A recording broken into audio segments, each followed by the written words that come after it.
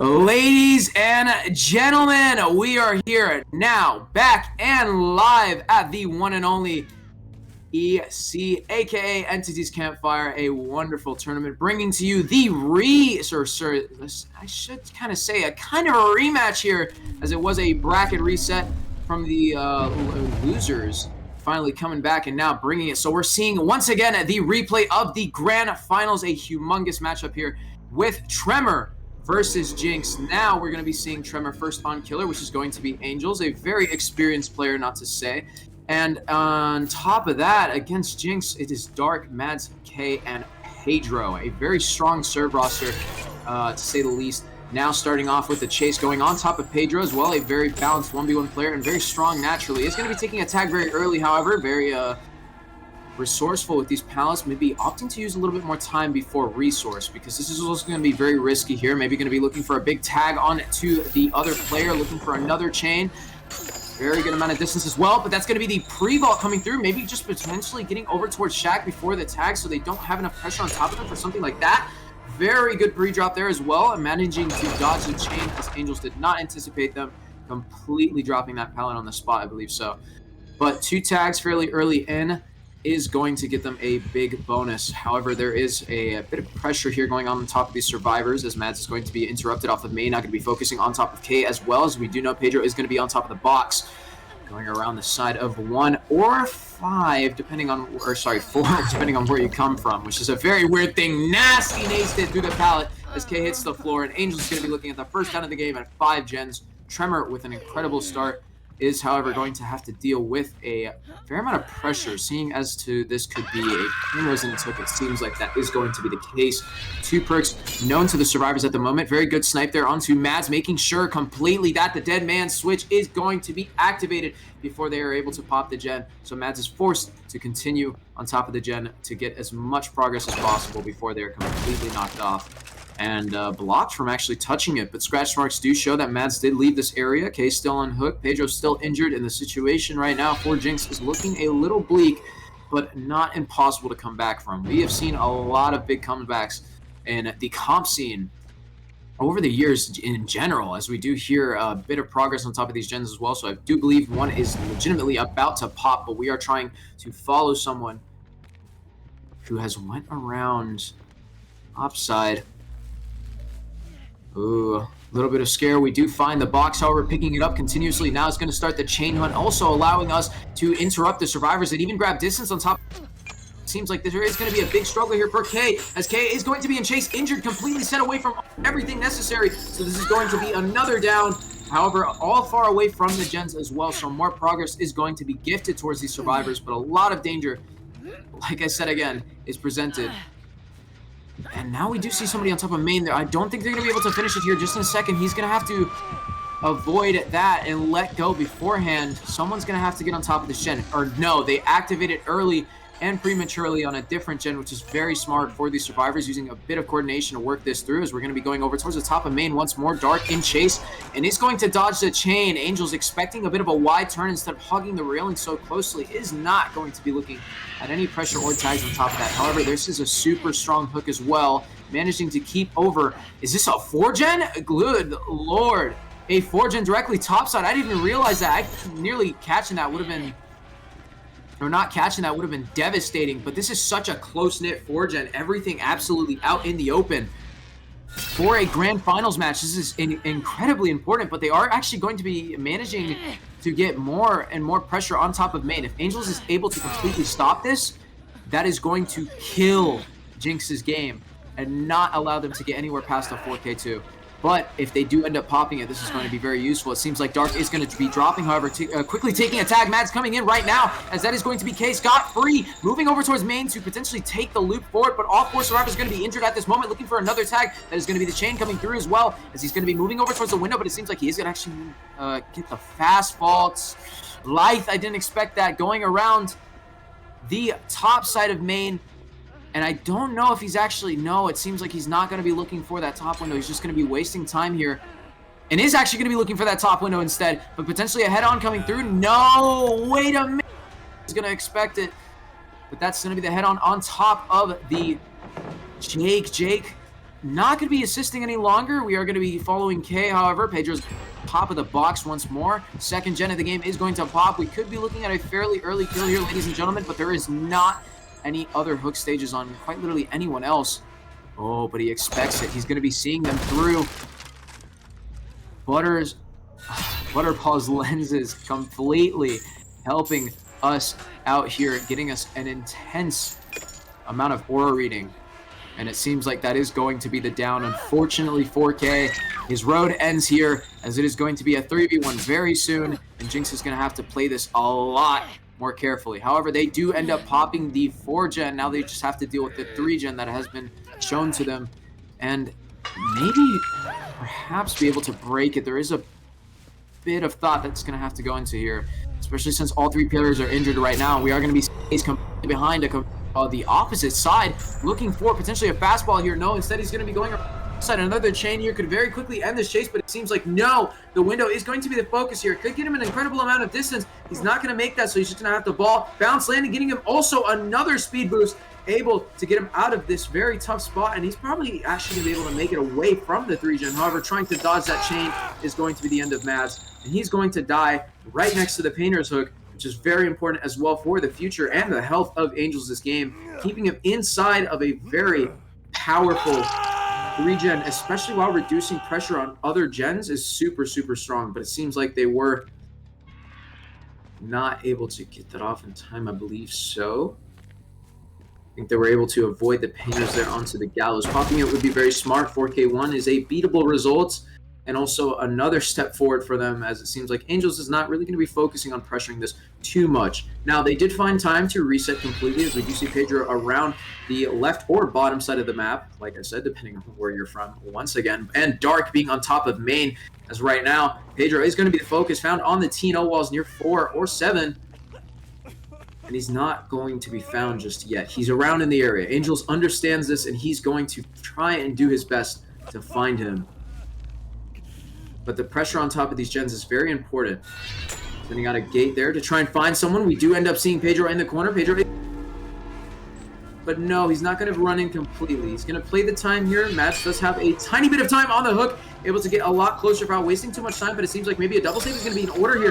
Going to be taking a tag very early on. That's going to be Dark showing himself, looking for another tag. All three survivors injured at this current moment. This is going to be a huge start, and could actually even mean a snowball for Angels, as he's looking for this tag onto Mads, trying to stop him from getting the window ahead of time, but it seems like that is not going to work in his favor. Instead, he's going to be going around the back.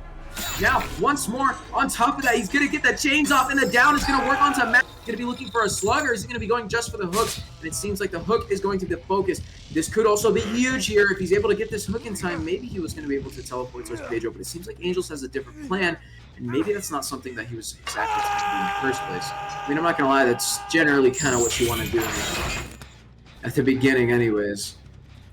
Now that I realize it, having the box spawn down towards the bottom side of the map is very, very good. It allows the pressure for almost everything to work against the survivors, as they have to run away from the active gens to try and avoid such an oppressive power.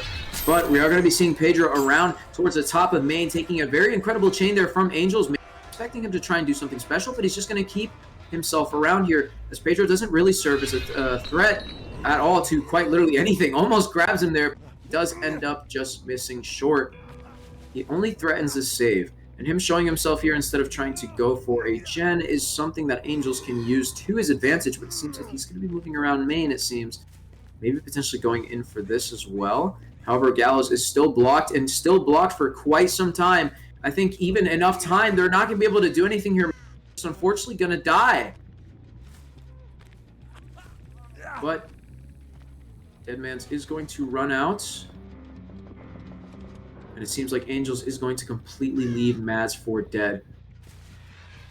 Expecting that no one is going to be able to grab this save. And 2v1 has been shown. 4K2 very much in sight. However, if there is a very good chase here, it's going to be very dangerous for Angels to go against. But it seems like we are going to be hearing a survivor. No, instead we're going to be finding the box, as the static electricity completely works against these survivors, showing exactly where they are. One of them is going to be on top, stealthing around the corner, seemingly trying to look for a rat, but no.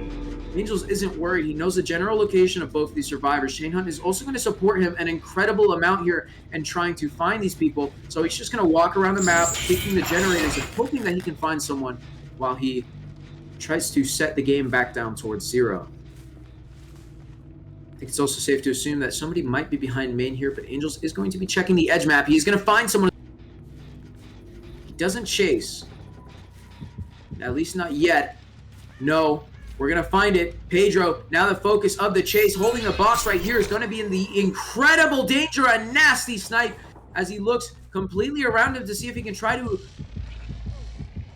avoid him, but no, he's going to grab the snipe once more. He does make the pallet here. I was trying to go see if he was going to be able to pull forward and grab the person on Gallows, but it seems like maybe that's not going to be the case. He's just going to be looking for that snipe, and unfortunately, Pedro out of position. He's going to not make it over towards a pallet, but no, instead dodge the chain as Angels preemptively tries to grab even more distance on top of them to end the chase even quicker, but he looks for another snipe, flicks way too hard. It's going to miss that chain once more. Pedro is actually going to be outlasting this completely and is just looking for an opportunity, but the missed skill check with Gallows being exploded is going to work against them. Not enough progress, however, to be committing to something like this. Only just 50%, so definitely a smart decision to leave here. But he is running in towards active gens primarily. This could work against them, but Jinx's plan right now is completely within their own minds and their VC, and of course between Dark and Pedro to see exactly how they're going to be able to respond to such a tough situation. 2v1s are not easy by any means at all, so it is going to be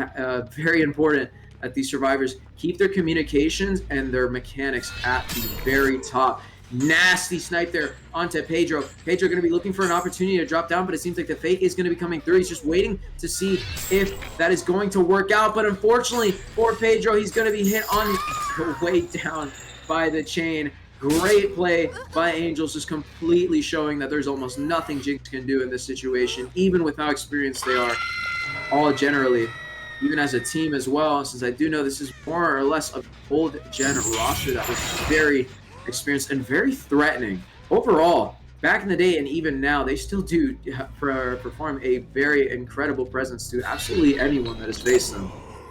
But Tremor is no joke at all, so they are definitely keeping the competition alive and showing that they are here to try and end this quickly.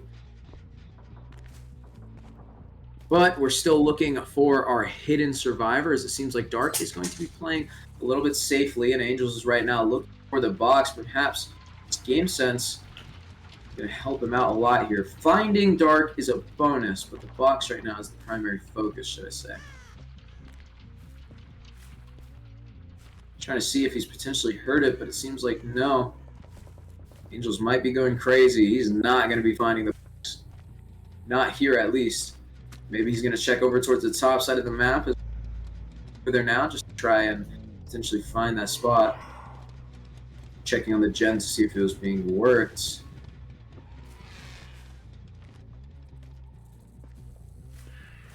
There are some sounds here. Could potentially snuff it out, and we are going to find the box directly on top of this, found incredibly close by on the edge map. Over next towards Water Tower is going to be Dark, as Dark is unfortunately even further out of position, trying to not type of chase, and is just going to go down to end the game as quick as possible, securing a 4K2 for Tremor. Unfortunately for Jinx, 4K3 is a very difficult result to beat. So I have to see exactly how they're going to be able to respond to this, because remember as well, oh, he tried to snipe himself in the face as well. Even if the result is very hard to beat, you got to try and play for the best result here, especially since you're in the grand finals. You can't be showing any weak performance whatsoever. And I don't know, this 3-gen here was just super tight. Having main 12, 1, and 3, or main 3, 4, and 5, I don't know. Screw these like comm differences, man. I'm just gonna start calling them houses. I don't really care anymore. But with that being said, let's just go ahead and skip everything and move directly on towards the second match of the first set here at the Entities Campfire. We will see every single one of you with Tremor versus Jinx's second match of the first set after our intermission and these hopefully short messages.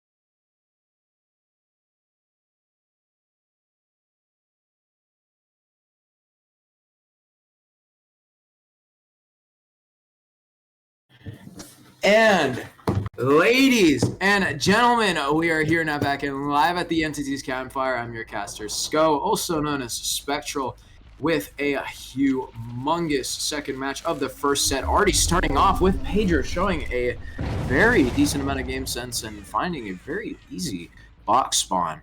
Not to mention to start off the chain hunt against the Tremor survivors on the side of Jinx as well for Killer. So right now, Zathis, Note, Jaw, and Angels are going to have to pop 4 gens just to win, as we are going to be looking at an incredible result to beat 4K3, basically a Olympian task, if you would, just to try and potentially find out, as Note is going to be grabbing the box right now, taking the chase on top of Zathis. Is going to be a fairly early tag, trying to find not Jaw, but instead move on towards Note, as he does understand he's actually going to have to go for some quite insane plays here, which means also giving up a few gens, maybe not allowing them to work a certain set of gens is going to be very strong for them.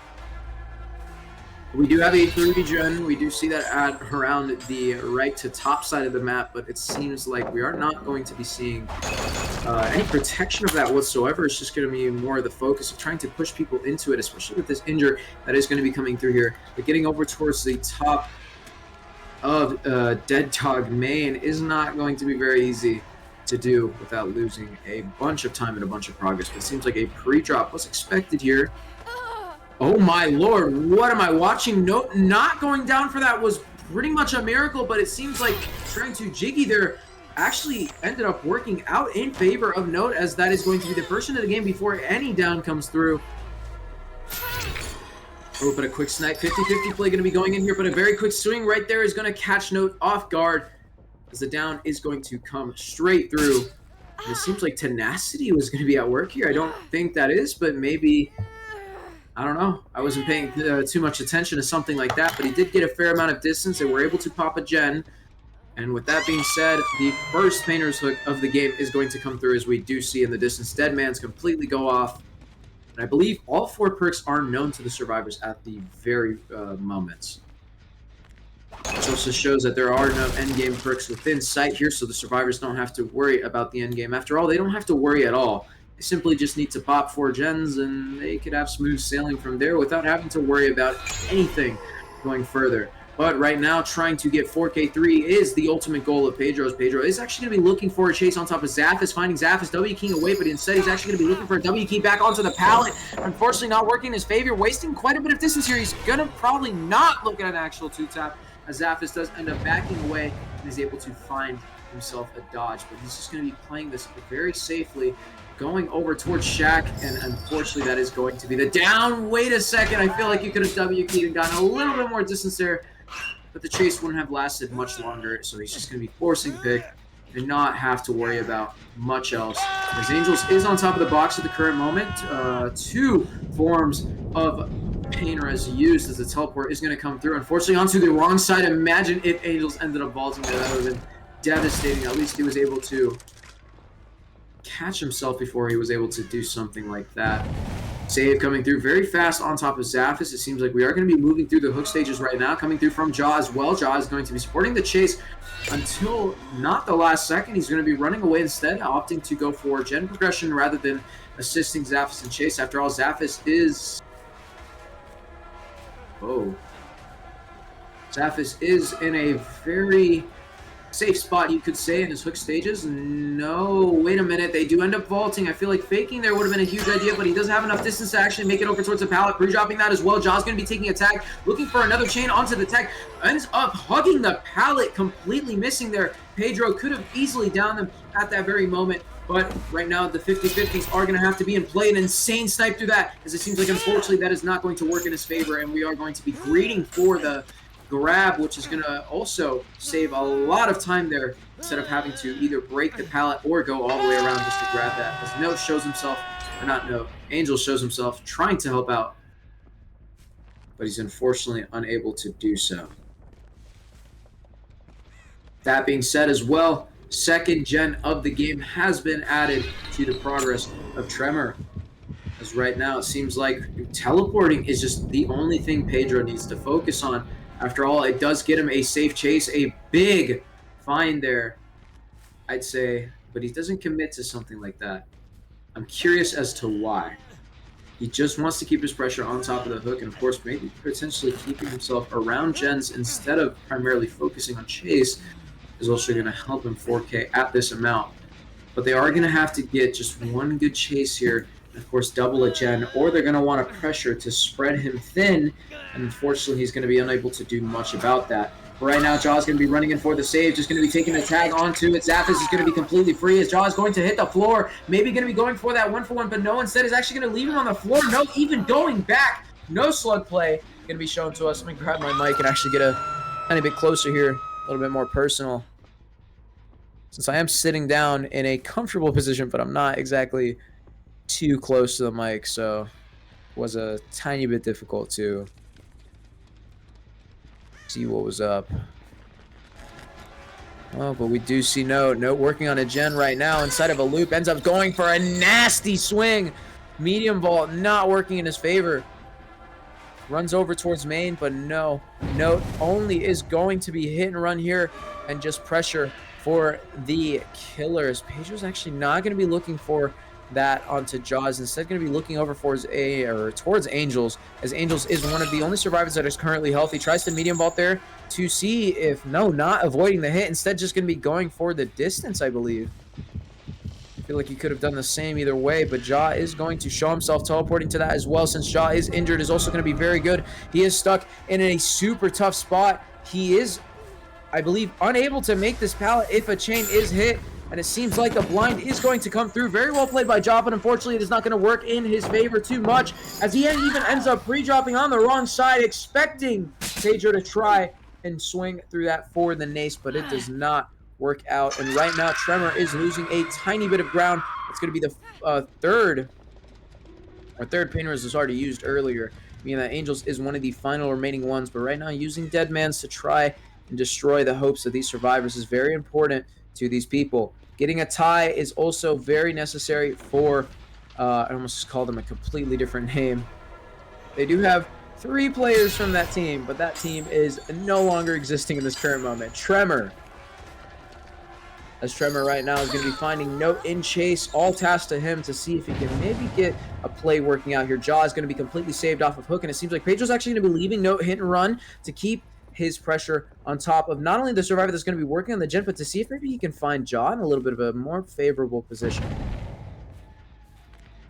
We do see the support of the survivor quickly pre-dropping a pallet. It seems to get a little bit more distance or just waste time in general, but Angels is going to be sniped with a chain and is going to be taking a tag fairly early on in the chase, before the chase even started to begin.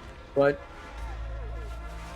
I think, oh, he does avoid that one, running into most things, not trying to waste as much distance, but trying to also keep himself from losing it as well. He does find his way over towards this pallet, and it seems like going around would have been a smarter idea, but unfortunately for Angels, he tries to drop the pallet, and Pedro just ends up walking through it. Such usage of ping. Ping difference is such a big thing in DBD, ladies and gentlemen. I think it's obvious to anyone that has ever played comp before in general.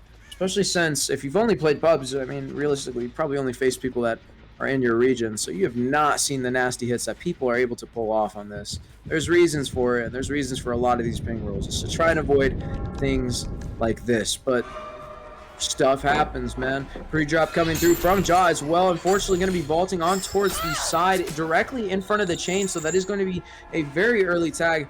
And now actually seeing support from another survivor, completely pulled off the hook. Zaphis is going to be running forward and ahead of the Angels, potentially going to be helping him out here. He does run into the same loop. He could be looking at a hit tank here, but I don't think it's exactly the time to do so. Ends up swinging for Zaphis, is going to be completely hit. Pedro probably not. Oh, wait, he's looking for it. He's going to be waiting for him just a second, holding his check spot there, seeing if the gateway does disappear. And unfortunately, too much greeting on that check spot does end up in the down. But 4K2 is the only possible result here, as Tremor is able to clinch that final tie gen. So now the tie condition's been reached. Are they able to pop one more to completely take the set home without any complications whatsoever? Oh, very difficult to decide, I'm not going to lie. But Zaphis is going to be the first one dead at 2 gens. Fairly solid pace, I'm not going to lie. This does show a lot of promise for the future and health of Tremor's game here. They could potentially look at outs, but they are going to have to do some very strong plays. I mean, we're talking about Pedro here, ladies and gentlemen. There is not too much you can do when you're already put in a tough spot versus this guy, because he tries to keep it in that way by any means necessary. However, they are going to be 3 all healthy, and they are going to be able to run at gens without any issues. But no, the teleport probably is not going to come in yet. No, goes for the teleport after pressuring Angels a little bit with the chase. Maybe potentially trying to look for some type of position to put himself in, but unfortunately he's going to be missing it on top of Jaw, and with that, he loses a little bit more progress on Gen each time. We do see Jaw there, top of main, very, very shortly through the... Oh, but we drop directly behind the killer, it seems. No idea what the future of this game holds. What is the plan that Pedro is currently cooking up to see if he can just keep it at the tie condition? Tremor does have a very straightforward match. They don't have to do anything particularly too special other than get to some pretty solid chases. Good fake there. Unfortunately, he's going to be running around the complete opposite side, doubling back there. He's going to lose a little bit of distance, but no. Wait, we're not committing, and instead we're going back over towards the water tower gen to, of course, stop it from popping so they don't completely win the game. Sorry, the set from here. Oh, and there is a lot of progress on this gen, ladies and gentlemen. Jaw trying to see if he was able to double back to see if he can jiggy all the way down towards bottom without taking a tag. That is not going to work out for him. Instead, now we're left with No, trying to figure out exactly where he's at. Could be in that corner. Checked it there for a little second, but I don't think he would be there to begin with. And we do see No behind here, running over towards Shaq, waiting for a bit of a distance to use in his favor. I feel like maybe this is a little risky to take something like this. A nasty tag through the window once more, looking for this chain on it, top of Jaw, unable to interrupt him, but unfortunately a different gen pops completely. And they commit to the gen, but it doesn't work in their favor. Jaw goes down. Gen is kicked, regressing passively, and of course losing a small bit of progress. But that is huge for Pedro. Even though the win condition has been reached, he is still looking for that 4K1, ladies and gentlemen. And he is very, very in bounds to do so. If he's able to stop them from completely sneaking out this gen, absolutely no pressure is going to be applied whatsoever. And on top of that, the survivors are both injured. They have to play very safely. And even with that, we do see a survivor literally right here. I think Pedro realized it last second, but we could be looking at a fairly quick chase here. Moving on towards them. They are going to be running over towards the... Oh, but wait, maybe a double back was in play here. He is going to grab a little bit of distance on top of the survivor. And it is going to be Angels. Angels tasked with fighting against every single chain possible is not going to fare well and is going to go down. But we do see No running in from the darkness, trying to commit to the gen, and unfortunately, as we see the regression coming through there, it is not going to work. And that is going to be 4K1 for Jinx, and the win of the set for Tremor. Very solid start for Tremor here, grabbing the first set, potentially able to sweep here. However, it is not going to be easy, as we are still talking about the grand finalists right now. These two teams have fought tooth and nail and full metal jacket straight to the teeth just to get to this spot. So I'm not gonna lie, there's gonna be a lot of pressure on top of the players, the competition, and I would like to say even the audience itself, as I do know there are some pretty big fans of both these teams trying to see whichever one would win. But with that being said, ladies and gentlemen, we're going to be moving on towards our second set here after the finale of our first set. After this intermission and these hopefully short messages, we'll see y'all in a bit.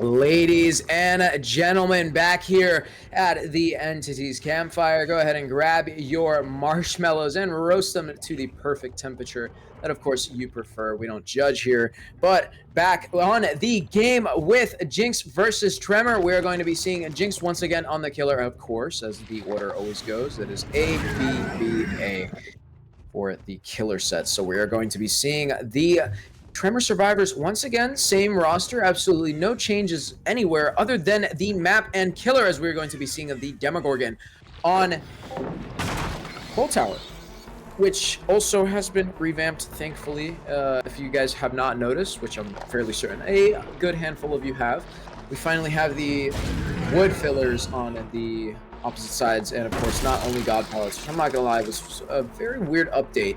But moving on towards the actual game, focusing on exactly what's in front of us, we are seeing Note taking chase first, and actually now going to be leaving them completely after grabbing 2 resources as a door was broken, as well as a pallet. Looking forward towards another survivor as well, moving over towards the top mid side of the map. There is a tiny bit of pressure here, and we do see quite a few survivors, as all 4 survivors are actually given to us based off of general location alone, but only one of them is going to be completely focused. They're going to be looking for a tag onto Angels. Angels actually going to be able to completely dodge that, looking for another tag as Light is going to come through here. He's going to safely make his way over towards something else, but boom, a lot of pressure is presented to us. 50-50s, one back-to-back, looks for an insane shred as another the first tag of the game. I almost said another tag. I was like, when did the first one ever happen? Just incredible gameplay here from both sides, showing a lot of experience. A lot of back and forth, I'm not going to lie. Because there are outplays happening left and right, and to be honest, especially against a killer like Demogorgon, there's only so much you can do. Important to mention, took a drink there. Important to mention that we are going to be seeing the first gen of the game popping, but Jaw is unfortunately unable to pop his, and this is actually going to be a really solid 3-gen down here bottom, but it seems like, oh my god, a nasty snipe through that window. Is going to be looking at more pressure on top of Note. Could have potentially looked for that pallet there, but he's going to be playing the check spots here safely, not worrying about anything completely. Now 50-50 presented to him. No, he's not going to be doing that. Instead, just going to be going completely around. He does understand this is somewhat safe for him, as unfortunately for the Demogorgon, he's forced to shred, and that does not result in a tag. That only results in breaking the pallet ever. But now a very good spot. Note, even more patience, making his way over towards the window. Pedro, unfortunately, just not going to be able to look for anything easily here. But he is looking for pressure. He's looking for plays, and he's making progress. 2 tags in, he could find somebody out of position, and he's going to look for it on top of Zaphis. Unfortunately, the fire barrel is going to completely stop him, I believe, from going over towards that. And he looks for a tag. Insane crouch, keeping himself ahead of Zaphis as well. But Zaphis, still on a very tough loop, is going to take a tag now, as the 2nd gen of the game is going to pop, and we're going to be running around main completely here. Very awkward spot to have. The window, 3rd gen of the game, is going to pop before the first tick happens, but this is very possible still. He unfortunately is going to miss too loud of a shred to be going around, not going for the window, instead just going to be opting to play the pallet still once more. Hitting coming through from Note as well. All 4 survivors are going to be injured, going to be still coming on top of Zaphis, but Zaphis is not going to go down just yet. It is unfortunately going to be faked out by Pedro's very quick decision making, making sure that he can at least secure the down and is not going to leave anything to risk. Shreds look nice, ladies and gentlemen, but sometimes it's just better to quickly tap that button and let go. But very quick exchange there, as it seems like the survivors are now going to be making progress to try and recover from such an explosive start. They were able to run forward and get an insanely fast time, let's say within 100 meters as a joke. But right now they are looking at some heavy injuries that they are going to need to keep in check. Because remember, Demogorgon is not a movement killer, but is very strong when it comes to something like 1v1. So if pressure is kept on top of the survivors perfectly well enough, there might be a huge problem presented to the survivors as they run out of resources continuously and as time passes on. But the focus is going to be Zaphis, as Zaphis is looking for another opportunity to, I guess, jiggy here. But he's going to be opting to play the Ceno walls. Good check spots here. Vaults in to the killer, and it seems like the down is going to happen here, as a very solid mind game worked against him there. But unfortunately for Zaphis and Tremor. They are looking at another hook before much progress on another gen, but we have no clue. We only know that Note is the last person injured, and they are going to be quickly healed. So we can assume whether that was a double heal or not, there might be a little bit of progress on a gen as of right now, and it should happen fairly soon. But Pop Goes the Weasel is going to work through here, as Zaphis, remember, is the only hook, so only one Pain Resonance has been used, and if the survivors were paying attention, they are going to know all 4 perks by this point. Yeesh. There's not much to say here. I do need to mention, however, this is a very solid gen spread for the survivors. There's much elsewhere. Note's going to be quickly dropping there, using his bounce landing to grab more distance around main. A very safe gen for him to work. In fact, too safe for Pedro to much do anything. Ooh. Now just keeping around bottom side, making sure that no one can completely pop these gens in his face. Make sure that hopefully Zaphis is able to be confirmed dead. Ooh, yikes. Staying around this, we do see Jaw there in the distance, but I don't think there's actually going to be anyone moving forward. They're just looking for an easy possible result to be going in here. Zaphis is going to be completely confirmed dead. We're moving on, and we're moving over towards 9 to find Angels getting an incredible amount of progress on top of it, but it seems like more pressure is going to be shown. We're going to be looking for a teleport here, it seems, as he's going to be quickly teleporting ahead to see if he can maybe catch Angels out of position or maybe even scare Note, as he is also going to be inside of main, but potentially going to be setting that up as well. He's going to be going around the shorter side to get more distance of the pillar.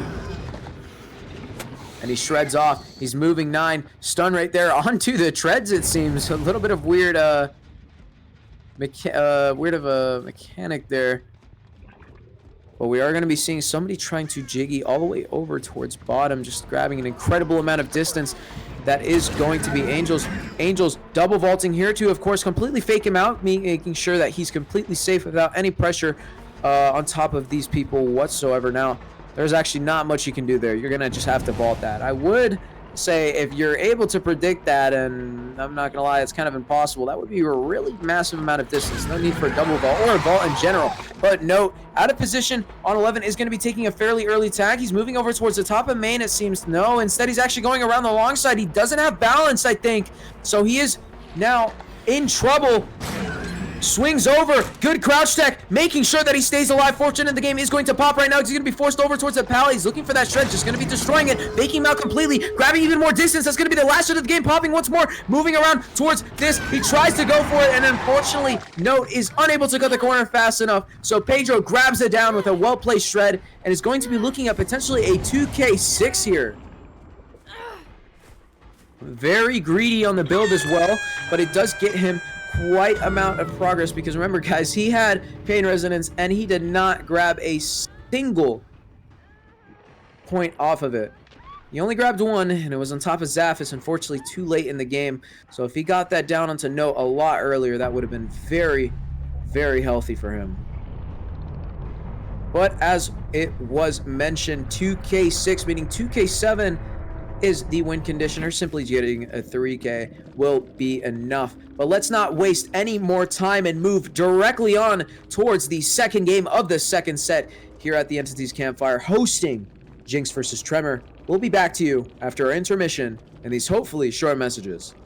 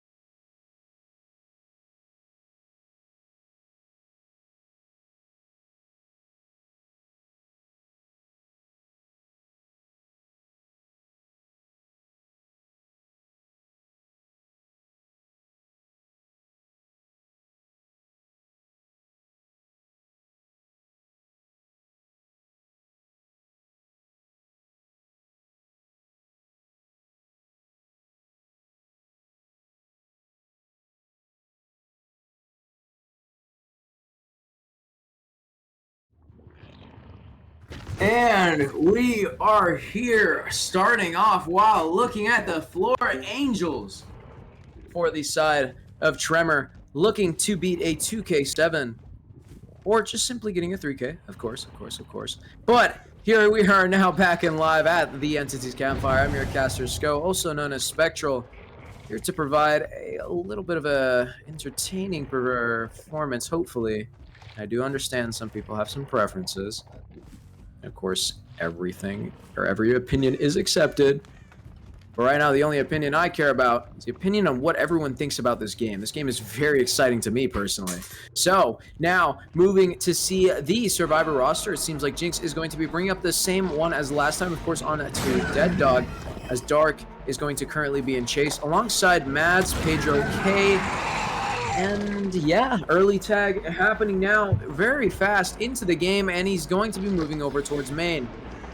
Now, Dark has no reason to drop that, of course, so they are just going to be taking window.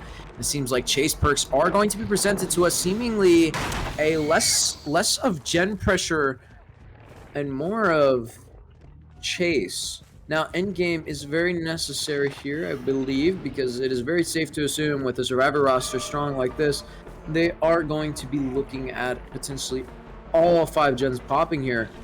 Oh, but this is a fairly risky loop. He's going to be looking for that quick break there, but no, instead of faking, is actually going to win a quick 50-50, running around the long side, second side, and he fakes one more time, but unfortunately, too much hesitation from Dark is going to result in a very fast down. And first down is going to happen at 5 gens, unlike the previous performance, which was only at 2, which is a very big difference, very fast compared to the pace. But is Jinx going to be able to respond to it by keeping Angels at bay? Very quick kick there. He's looking for a spot to place down the teleport, and it seems like he finds it very close by as he's trying to put it down, but he realizes that it is completely interrupted by the fact that, I don't know, being too close to the hook, I would assume, for right now, has a ton of pressure presided to us by Mads, but Mads isn't going to be working on that any longer. He's just going to be going back to it right now. I would assume they are going to pop a gen on 6. But that's not exactly the primary focus at the moment. If he could go back to 4, he could potentially stop them, but that is going to lose him more pressure on top of the hook more than anything. And plus, there is a second gen here that does have quite a bit of progress, so a very fast double save could, or sorry, just a two people in this area alone serves a huge threat to Angels' game. We do see someone near the gen, which is already a start. Getting him, this person, to second would also be very strong for Tremors' game, as we are going to be seeing people coming in, and they are not going to be able to grab it beforehand completely, as actually the devastation is going to come through, but no! Instead of blocking him, he's instead just going to be looking for a tag onto Mads. I feel like blocking him from getting that completely and getting him to second state would have been even better, but no! It seems like grabbing the 1-for-1 on the pain wrist under the hook would be even stronger for Angels. I don't know if that was a mistake, if Angels maybe got a little bit too ahead of himself, or he decided to keep it on top of that, because definitely grabbing that pain wrist there is also a big step forward rather than just grabbing a save. But right now he's actually going to be chasing back on top of him, even completely moving over towards Mads. Mads caught out of position. It's just going to be taking the tag in the M1. Good lord, this team is dropping like flies. But they do grab the save onto Pedro as well. Potentially getting all these resets here is going to be exactly what they need to move forward. They get the reset onto Dark. I don't think they're going to be able to get it onto Pedro in time. Oh, but we do see him. They tried. Pedro's running over towards main. We still have the pallet here as well. Window, of course, the strongest resource to use, but unfortunately with Bamboozle, there's not going to be much for you to do. And they pop the 3rd gen of the game. Pedro and Chase around main. He's going to be running over towards the same loop that unfortunately Mads was unable to last too long at. I mean, they didn't even make it there to begin with, so I don't even know about lasting on the loop. They just didn't really get to it in time. Pedro goes down. Dark seen in the corner, so the save is going to come through. But with that being said, that is the first second hook on any Survivor, as K's the last remaining fresh and way too much progress is being made here comfortably for Jinx. However, if they do end up grabbing everyone here, they should be safe in the result of points, as it seems like the instant save is going to be coming through onto Pedro as well. He is pulled off. We are still chasing a survivor. Mads deciding to go round 2 onto this loop once he has finally enough distance to actually do so. But no, instead he's going to be moving even further down towards bottom as he tries to. Oh my god, an insane Jiggy actually gets him over towards the pallet for free. Unfortunately, unable to make much distance there. Dark is going to take a tag, and he's not going to be moving over towards Shaq. Shaq was not dropped yet, and he's going to be playing the window. This is exactly what Jinx needs, but they are going to need Mads to survive this if they are going to want to have a little bit more leeway. He's going to make it over towards the bottom mid loop, and he tries to go for an insane curve around that small rock, but it is not going to work in his favor, and now we're just looking for a mind game. He is going to get some distance, but he's not going to get enough to pressure the survivor. And Matt's just going to be focusing on dropping, moving over towards the god. We do see 8 popping here. He's going to have to make a lot of progress here soon. Just one more down and a kill should be able to get him through, but it seems like now mistakes are being made. He swings completely through the pallet, more distance given to him. Maybe going to be seeing a double come through here from Dark and Pedro, as we do understand that those are the 2 survivors that are currently injured right now, and they have done nothing to go for a reset, but an insane snipe with that shred is going to move forward for Tremor again, and Angels is going to be looking at another second hook. One more to tie and another one to win, but he is going to have to grab a kill here if he's going to want some extra points. Oh, but they are going to pop. If he finds K here, that's going to be devastating. Do see Pedro still looking for K.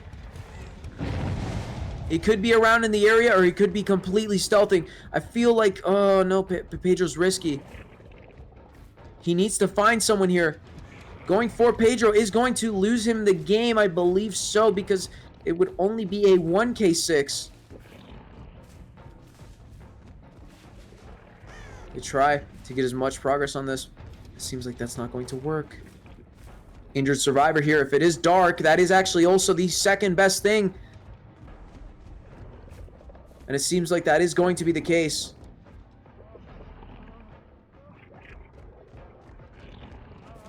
And he goes back around, completely confirming not the 50-50 win. He's just using his distance, moving around towards the backside, and maybe looking for a little bit of a help here. But I think that's also going to be a mistake. Maybe they're just going to be opting to do something, or maybe they're even going to take the outs, trying to get him out through the hatch. They are going to end up popping Noed as well, popping this as well. Huge, as everyone is going to be nearby. He might be able to grab this. He's just going to have to waste a little bit more time. K showing himself. He has to get in front of him. He's going to have to double back around. This could also be a play here. K is going to W key over towards the gate, while Dark completely double backs and tries to go for that. Or instead, they're going to be playing around each other completely, just not trying to give them any help whatsoever. So Survivor's going to be completely resetting, but a loss of distance. Not anticipating that it was going to happen over towards 1, but no, 1 actually wasn't even the play to begin with, and it seems like now we're just going to be going around towards the opposite side, but Pedro is going to be able to help out here. An incredibly scary situation for, oh Lord, I don't know how Angels is going to be able to get out of this. He's going to have to try and find Dark out of position. But that is going to be quite difficult with 2 people able to help him out at almost any given moment. Somebody at the top of main ready to drop. That is going to be Pedro. Pedro helping him out as well as he does end up pre-dropping. He's going to have to double back here. More time being wasted. But somebody could also be on the gate. They could instantly double back. That's going to be K as well. K cannot get 2-tapped here. But Angels is actually confident in it, trying to result. And if he can grab this, this is going to be exactly what he needs. Oh, but he ends up getting 1. 1 coming through. He's going to have to teleport in front of him. He's going to have to do something, but they end up getting every single portal. He has to get in front of him here somehow. Oh, and I think he's actually going to be able to. That's the scary part. But more support coming in from the team. And unfortunately, they are going to block him, even though he's actually going to try and block somebody from completely going out. And unfortunately, they are going to completely take this set despite such an amazing result from Tremor. They were unable to meet the result of 2K7 to 3K, meaning that Tremor is unfortunately not going to go 2-0 and is instead going to be looking at a 1-1 score, tied as of right now. Holy Lord. Such an amazing performance from Jinx, man.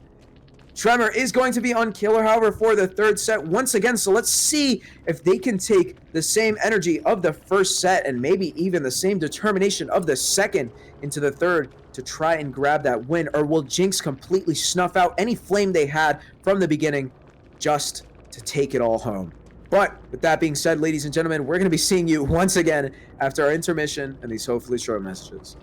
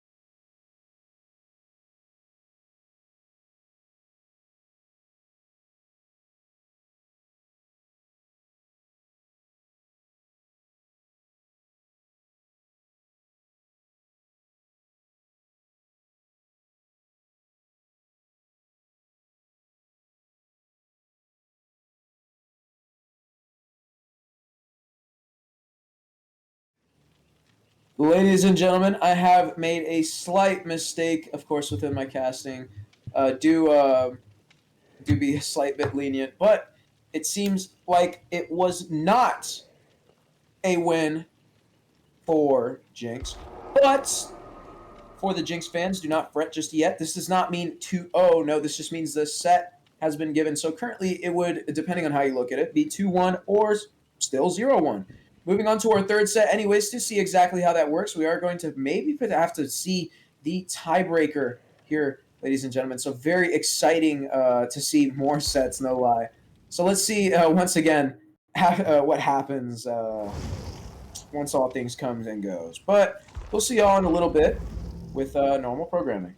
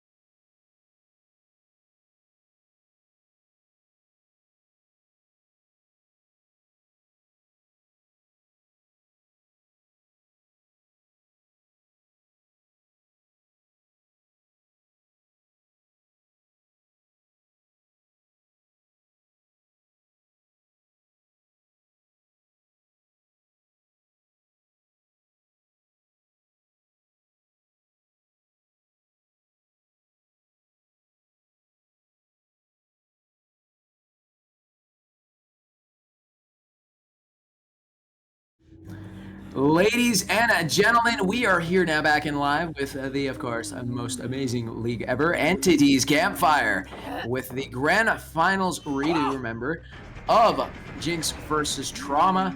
And it seems like Jinx is going to be on the side of Killer once again, trying to take this home. And it's not going to look like a sweep to reverse sweep, ladies and gentlemen. That would have been very exciting to see. I mean, not a sweep, but a reverse sweep would have been incredibly fast. Speaking of fast, Zaph is going down very early on. And remember, the Huntress is a very strong killer, so I honestly would not... Yeah, that was a slight slip-up, I'm not gonna lie. Someone just tagged me on it, so very sorry, guys. Tremor. Gotta get that ingrained into my head. Two very similar team names, man. I'm also thinking about it because I don't understand why. I also confused Jinx with Trauma for a second. I'm like, that's not even the same team. Two completely whole different rosters. But focusing on the game ahead of us, Angels is showing himself very early on. Very nasty snipe flick there onto him, and it seems like Paige is actually going to be showing his strength here on the Huntress very early on. Oh no. Misses it, unfortunately, on top of Zaphis, but he's looking for another one to quick two-tap. Bit of a waste of distance here. He's opting just to look for the pallet break rather than giving him the distance. Oh, but this is very scary. First shot of the game is going to pop, meaning that Tremor is going to be able to keep their pressure on. They are able to move forward in the game, even though the oppression against them is very, very, very strong, especially on top of Zaphis. Zaphis is actually going to be looking at a death here fairly quickly, I would believe so, as he's already on the second state, only one gen in. We could be looking at a, like I said already again, early death, but Pedro's keeping himself around the map. This is already very fast-paced, just at the beginning of the game. So we could be looking at a very incredible result early on, maybe causing Tremor to play a little bit more safely.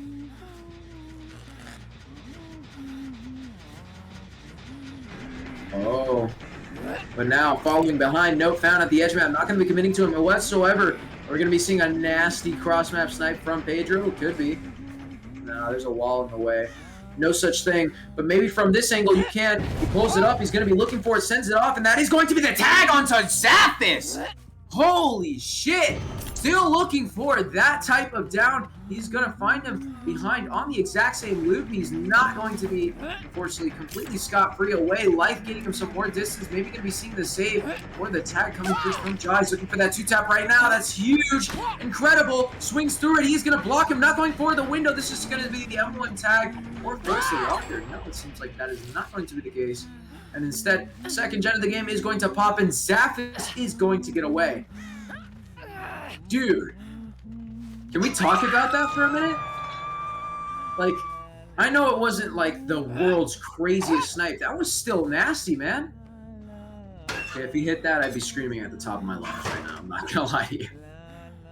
Dude, Pedro, if someone on Jinx is somehow listening to this, bro, you need to tell Pedro to actually pull off some crazy shit. Like, that will actually be so cool to watch.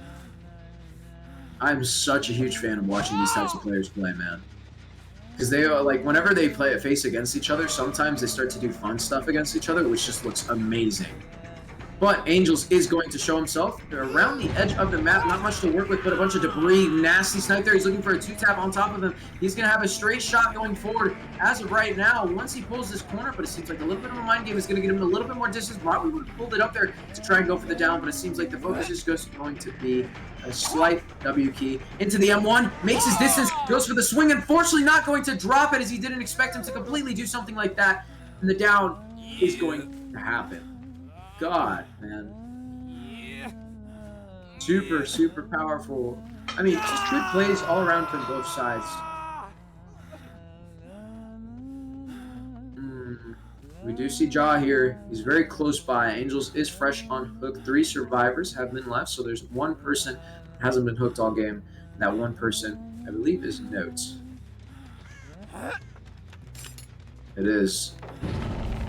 We are going to see someone very close by, potentially setting up for the save here. Josh showing himself. He could be looking at a tag here. So very close with that snipe there, but he's not going to be able to grab that. And with Ja breaking his distance towards Shaq, he is going to get away scot-free without taking a tag. More pressure coming in from the survivor currently in the corner of the map, looking for a little bit of distance to look for a snipe. No, is going to be found a little bit out of position. First tag going to be coming through. He's just going to be taking the W key, looking for another one, moving forward, and going not around that, but wait, lucky break coming in through as he's looking for more tags, more snipes, and more distance onto these people. Angels pulled off the hook. We are still here on top of Note holding his check spots, making sure that he can run away safely, and he's going to be using the hill to his advantage to break line of sight for just a very fast second, but he goes on top, ends up dodging a hatchet. He's going to be dropping off the long side, making sure that bounce landing is used correctly. Good amount of distance there. All going to be used. 110 killer working against him, but he's going to be running edge map, it seems, as he doesn't expect him to have a hatchet. A slight mistake, as he could have potentially gotten a longer chase,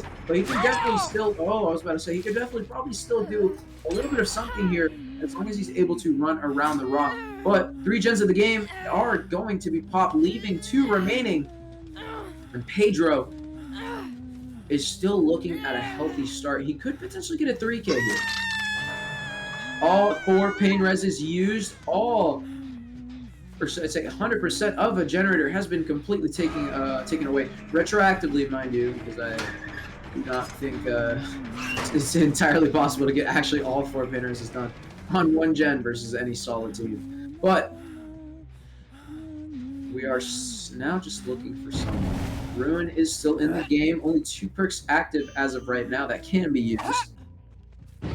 For a bit of a pre-dodge snipe, trying to see if they can jiggy around, but it seems like this could be a very fast 2-tap, very far away from, if not every single gen, but the M1 is not going to happen. We're just looking for a quick hatchet snipe, looking for that quick 2-tap. He might be able to pull this up, and he's actually going to be going for it! An insane! Another 2-tap for Pedro, as Zaphis is going to hit the floor, just machine gunning out here, trying to quickly grab the down onto every single survivor. And that is going to be the first death of the game at 2 gens, as Zaphis is unfortunately going to hit the floor and be eliminated completely from the game. Dude, chill. I was about to say, imagine if he grabbed the little space between the pallet and the wall. Like, bro. Be insane. We do see Note running back around over towards this side. He walks to try the mask is scratch marks, but he's going to be forced to use Esma. Oh, and unfortunately he's unable to dodge that hatchet there just from the little gap over the little debris. And he's taking another oppressive hook, going back towards the same hook. Just keep in mind, is the painter is one, even though it's all he used, and there's not much point other than positioning. Remember, guys, this is a hill right next to lockers, and with 2 gens in sight. Not direct line of sight, because I could also mention that, 1 second. I could also mention that, oh my god, the game sense here, so nasty. You can't really see Shaq. Shaq is a very good position to see. Angels found, 2-tap straight the gate, looking for Jaw. Jaw maybe going to be sniped here as he looks for the hatchet. Almost hits that, it seems. That would have been also super nasty, depending on who it hit, whether it would have been Jaw or Note. But, oh my god. Finding someone around Shaq, that is going to be Jaw. Jaw does not have the Shaq pallet to work with, but he's opting to go around every long side to try and give himself more distance. Oh, but now we are presented with a filler pallet, a very strong loop to use against the killer. Not doubling back, looking for that snipe. Instead ends up dodging and moving over towards the Ordman tile. Maybe potentially going to be looking at another dodge. Quick tag coming through there, but it seems like the focus is going to be setting on top of Angels, who's currently going to be down. If we do find Note out of position here, this could be a very easy double tag. The snowball is going to be within play. Both survivors are going to be completely running away, but unfortunately this is also going to be the edge, as someone is going to run away completely. Note out of position, and Angels is just going to go down. Unfortunately unable to drop the pallet, as we do see they instantly hit the floor, meaning that they tried and the animation was going to come through, but it did not work out completely.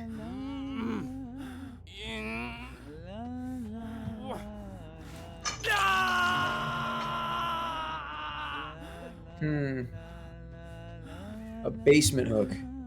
Interesting play by Pedro. Safe too. But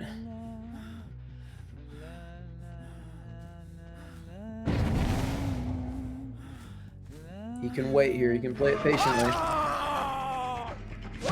Oh my god. But not going for the window. No is going to be completely down here. He's just going to have to waste as much time as possible. Oh, he's in the corner. Not going to do much. Except force locker. I was about to say, you could probably waste a little bit of time just by slow vaulting into a locker. Having him search a little bit. But no is going to die for his team. And Angels and Jaw are the last ones remaining. Oh my god. No. Angels going down there at that final hatchet was a devastating little thing. 4K1. That was honestly a lot bigger of a play than I just treated it, guys. Holy. But good lord, Pedro showing his absolutely, like, dominating performance on Huntress at 4K1, meaning that popping all 5 gems is the only goal that Jinx needs to move forward. God. I was not expecting that at all. But, let's see. I just got back home from school, guys. It was a very, very tiring day for me. But I'd be lying to say that I'm not excited about this, because this is very, very entertaining to watch. So, without further ado, let's get straight into the next match with Tremor on Killer versus Jinx's Survivors. Wrecker's Yard Huntress. Good lord, there's a lot that can happen here. But with that being said, ladies and gentlemen, we will see you all after our intermission and these hopefully short messages.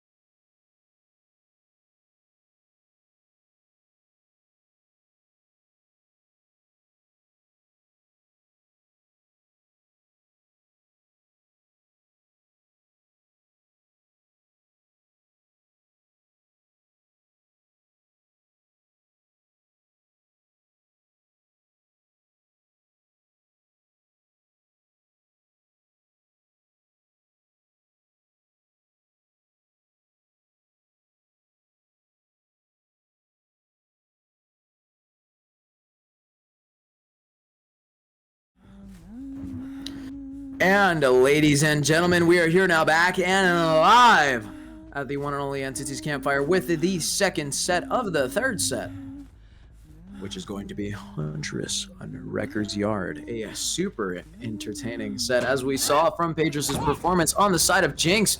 Now, Angels is going to have to beat the result of 4K1 by getting 4K2, respectively, in order to actually take forward a win.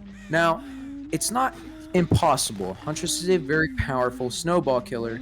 A lot of people would argue almost on tier with a killer like Oni.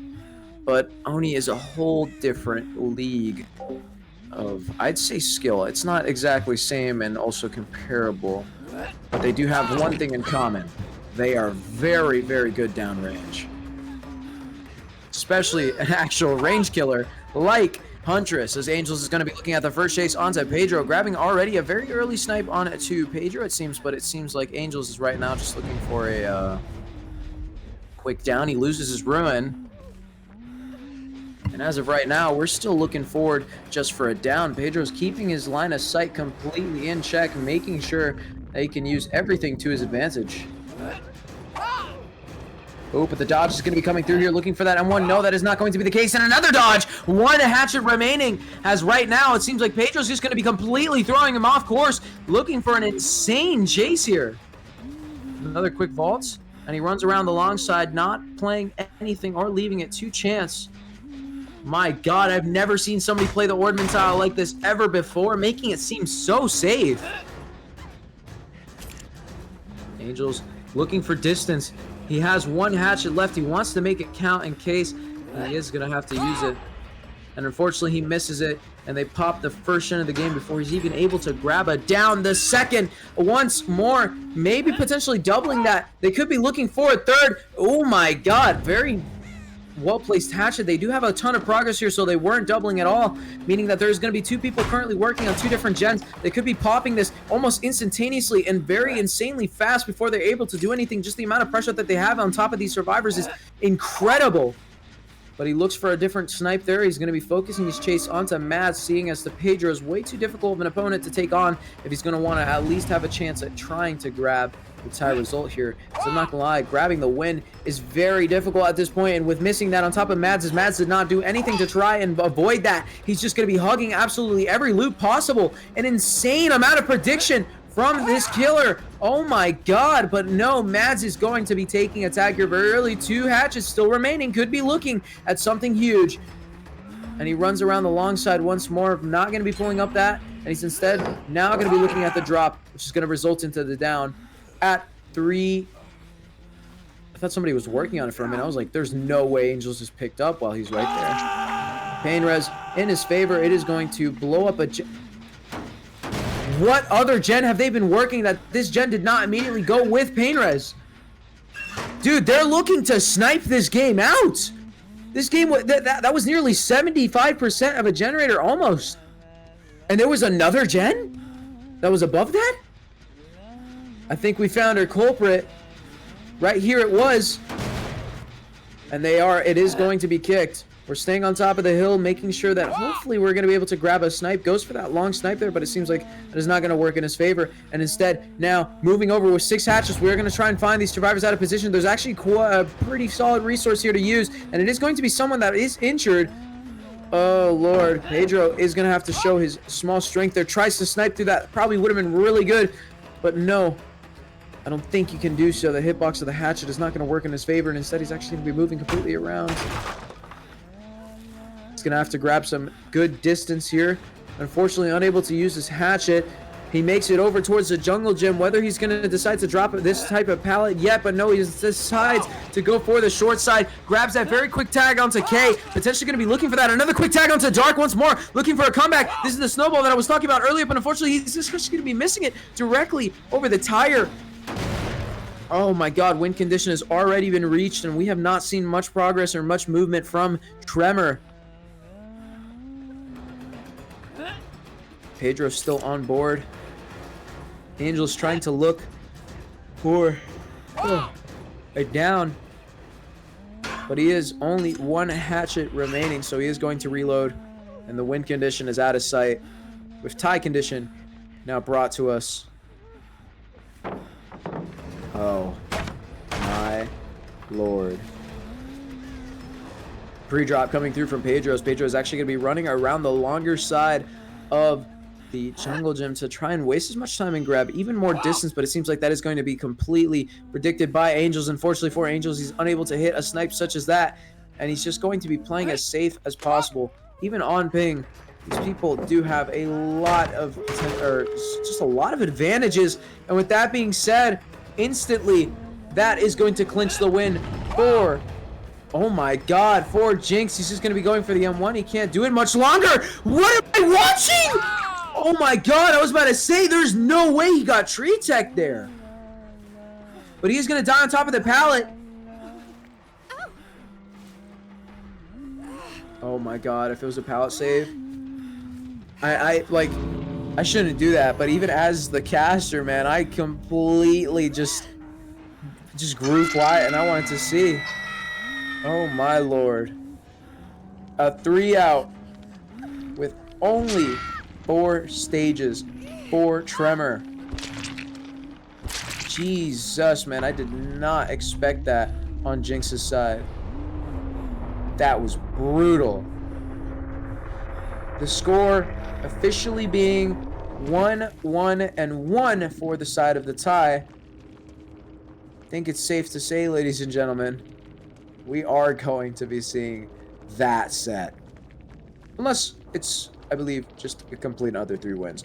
But let's go ahead and move on towards our 4th set to see Angels on Killer once more, to see if there's actually going to be any chance for Tremor to try and bring this down, as it seems like Jinx is kind of on fire right now.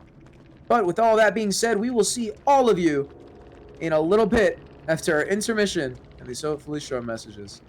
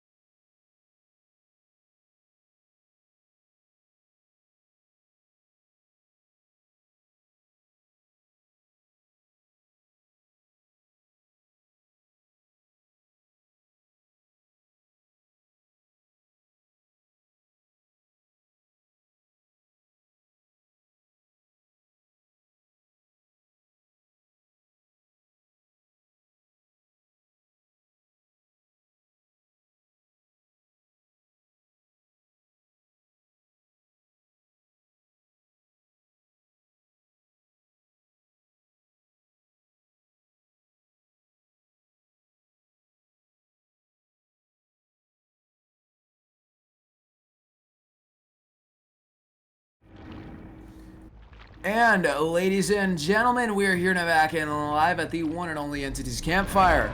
I'm your caster Skill, also known as Spectral, here with the fourth set of this redo of the grand finals, man. A huge replay. As we're going to be seeing the most dreadful set of all, the Dredge. I'm so corny and I'm so funny. Point being, we're actually here with potentially a very long set. Now, Dredge games do tend to last quite a while, and they are very dangerous to say the least. This is a very strong looping killer with a super oppressive teleporting ability that could very easily destroy, if not most, but any loop almost in general. I do have to say, however, finding this survivor directly out of position. They are going to grab a little bit of distance thanks to the lock on top of that, but that is actually going to be a tag here very soon. They are going to be running over towards a god pallet to pre-drop and waste a tiny bit of distance, but maybe enough to get past the lockers and not have to worry about too much of the pressure, as they are going to make it over and towards the next room, and of course towards, that is not a window. It's actually a little scary here. We're going to see the power of the Dredge's looping ability. See exactly what happens here as the teleport does come through, but unfortunately for Dark, he's unable to make it towards anywhere safe or waste even more time. But quick down is going to come through, and it seems like we are going to be seeing Surge, also known as Jolt, previously, coming in to grab a insane scream on our Claudette. Pedro is going to be found. However, we're not going to be looking at him just yet. He is now running away as we see the scratch marks, but nothing too crazy has happened just yet. The game is still starting out. Dredge sets do take a little bit to ramp up towards, but oh, now finding another survivor. No idea on where they are. It is going to be K. K is going to be found around the pallet, now trying to use the teleport ability. They are going to preemptively teleport and grab a very free, easy tag there. And if you haven't noticed already, yeah, there is absolutely no corrupt to be seen, ladies and gentlemen. But there is not much action happening. Just quick hit and run plays as we're looking for an attempt to move forward from Angels, as Angels is probably looking for it as well. Losing one gen now. He's looking at second state as well. We see scratch marks coming in from the survivor, which is assumed to be Pedro.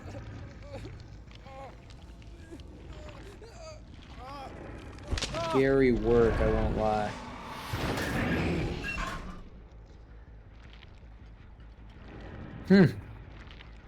But seems like now Pedro's actually going to be going in towards the save. Second stage has already been hit as well, so Pedro's not going to be doing anything here, but trying to avoid taking a tag, as it will be done pretty early. Good at play there. Instant teleport from Angels, making sure that the pre-drop completely comes through without expecting it, and is going to grab a tag onto him as well, as the Claudette is going to be running away completely, and Pedro's going to be grabbing a necessary amount of distance against the Dredge, as now they're all looking at a very tough spot. Nightfall is coming soon, and as long as things stay progressing the way they are, Jinx is not going to be able to come out from this.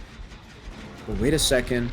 You see Pedro here. We're teleporting back over towards the hook, just pressuring him off the gen, even just for a little bit.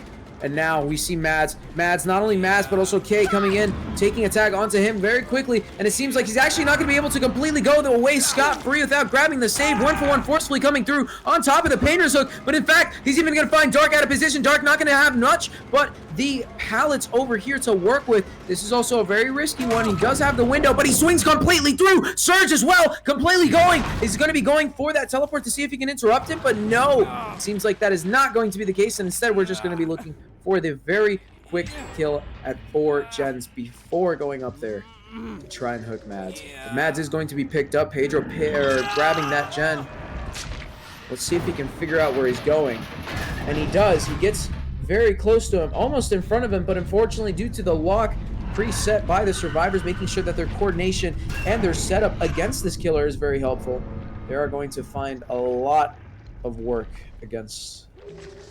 Sorry, I should say, oh my god! Angel's finding somebody completely out of position. Mads down. We do see K here in the distance trying to look for a little bit of pressure, but this is going to be somebody looking at a Jiggy. I think so, but he's keeping himself at that check spot just to move forward. And now, oh no, he should run in towards the next room, but now he's stuck into a 50-50, wins it, and he moves on forward, saving his team from such a horrible spot. That could have been 4K3 right then and there. Dredge is overall not the most powerful killer in the game, but it would be a lie to say if they weren't that oppressive to begin with. Slow vault coming in unexpectedly. Moving over towards the window, we are going to be moving the loops onto this one, which actually has zero purpose as it doesn't actually even exist. It's already been taken down, and we're just going to be forcing Walker. Oh my lord.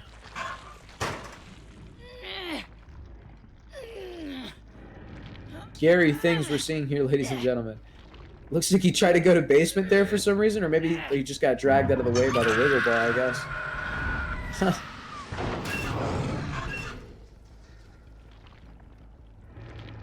And he's looking for another survivor to add to the count, but he is also trying to minimize the amount of resources available to the survivors, potentially looking for pallets that have been dropped, and also survivors that are potentially stealthy instead of walkers, I guess, but getting locks as well is very helpful. Oh, but we are going to be finding Mads. K is going to be saved by Pedro. Mads also in a position to, maybe be taking a tag here. This is the world's shortest pallet. I don't understand why they changed that pallet quite literally at all. It was already a bad pallet to begin with. They did not need to make it worse. But I guess that does come with behaviors, wonky decisions. We are going to be seeing K here taking a tag here very soon, but he's wasting as much time as possible. The tag is going to come through. Nightfall shown to us as two survivors are currently injured, meaning that Nightfall is going to be coming very, very fast. We're going to be catching up directly on top of Mads, almost catching him out of position almost. But he does have the no window to work with here. And this is a classroom, guys. He is unfortunately unable to make anything, as a lock is also presented to Angel. So he gets two birds with one stone by grabbing a quick down onto the survivor. Support trying to come in from Pedro, who tried to grab a nasty, cheeky flashlight blind. But unfortunately, that did not work out. Oh my lord. 1 second. As I'm just hearing now, Pedro is in chase inside of the jump scare room, the locker room, if you will. But it seems like he's actually just going to be running around it, completely destroying the remnant. Ballsy from Pedro to be doing such a thing. Even more greeting is just keeping him and wasting as much time here as possible. Another teleport has been placed as he's looking for a quick win onto this 50-50, and it seems like the tag is going to be coming through fairly early on. Pedro losing a little bit of distance on top of that as well. However, the locks here are going to work against him. He cannot break this lock. He can't lose the distance for a survivor like this, especially since he has him on such a tough pallet like this. He could very easily win a 50-50 here, but I think, oh no, teleports and he doubles back, but he's unfortunately unable to make this even as he tries to fake. K going to be the last standing survivor until he grabs Mads off the hook.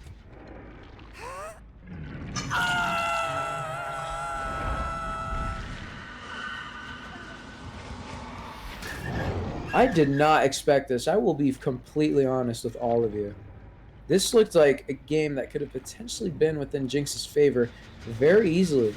But it seems I was wrong, because right now, all I'm looking at is a 4K3 as we are completely snuffing out any chances of anything like that ever happening. But he's going to have to teleport up here. He's going to grab the save here very swiftly, as this, remember, has been opened primarily in a previous update. So the save is going to be coming through, of course, not onto the opposite side, so no one is going to get away scot-free, but he tries to swing through and ends up grabbing K onto the floor. Pedro going to be the last remaining survivor. He's going to be trying to make his way over towards the hook, but it seems like he's not going to actually be able to make it in time. He's instead going to have to go back over towards the jump scare room just to try and win that. And even as he tries to run forward, the very early teleport by Angels, predicting that he would have done such a thing, is going to result in the down and finally secure the 4K3, meaning that they only need to pop 3 gens to win such a match.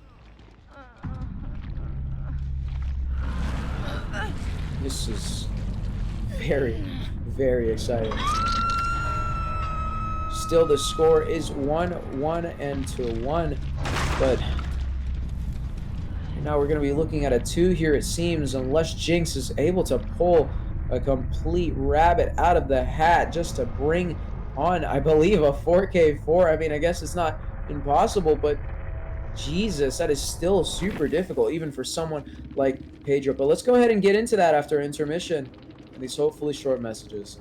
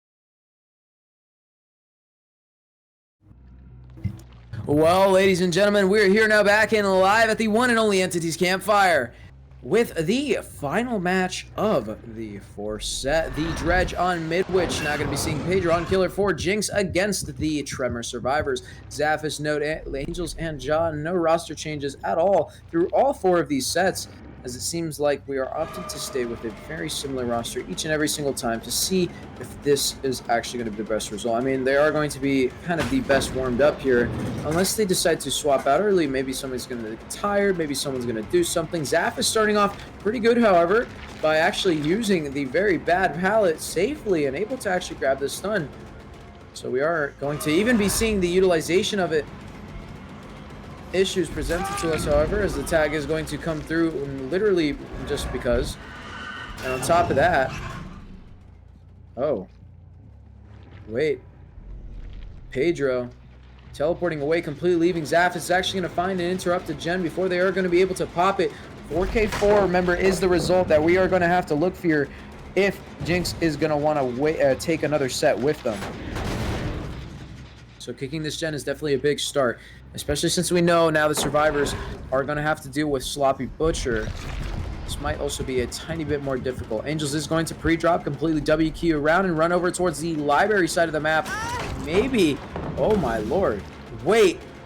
Huge mistake here, an incredible loss of distance, and now the 50-50 is presented, and just with that alone, that is going to be not even going towards the pallet. He's going to be going over towards the corner of the room to try and waste as much time as possible on his way to getting hooked. But God, I did not expect that.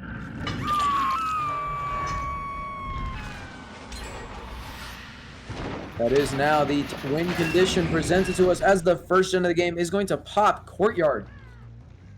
Showing a lot of promise here. The gen split is kind of far. They don't need to work the gens inside the 3 gens. They just need to pop one more to reach tie and another one to quickly take the set. But I can't comment too much. Just have to wait and see exactly what is going on here. We do hear Angels here, meaning that the save did come through. Not only just a few, or just a little bit back, but Angels is also very close by and unable to make anything. He's just going to be going down before he even makes it over towards the pallet. Even as he tries to crawl over towards it, it is not going to be enough. That is going to be another very fast hook on top of him. And it seems like with all that being said, it is also going to be a pain res, reducing a big chunk of progress on top of a gen that people probably wouldn't have expected. If they keep grinding that out, this is going to be pop goes a weasel as well.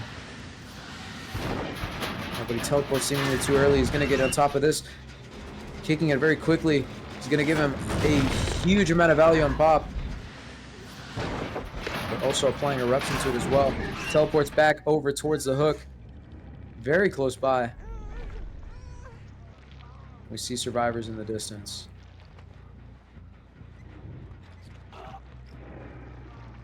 Safely holding the check spot there, expecting it to go bottom side. He does expect that drop. He hears the complete fall of the Dredge and is actually going to be forcing Locker instead of trying to go for something. Checks on forward to see if there's maybe somebody trying to pull some type of playoff, but it seems like that is not going to be the case. It is instead just going to be another hook to add to Pedro. But FTP is going to be quickly coming through, as it seems like it might actually also just be useless, as Angels is very quickly going to be taking a tag, but at least he's going to grab some distance before then. He's not going to be completely sniped off the hook and rip. Dropping into the killer, he's trying to make his way over towards the pallet, but unfortunately, he's unable to make it. A 4K at 3 is now just going to have to be the result, as the tie condition is now within sight.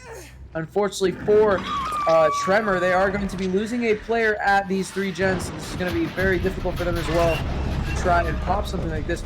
So much progress on this gen, trying to double it there to quickly pop it, but we are going to be seeing Jaw out of position with only a flashlight to his name and injured as well, and is going to go down. Eruption applying this generator, taking even more progress away from it, leaving Note and Zaphis, as Note is healthy and Zaphis is one of the only remaining, or just, well, he's the only remaining injured survivor. One about to be hooked, and otherwise they'd be in the dying state. But huge for Jinx.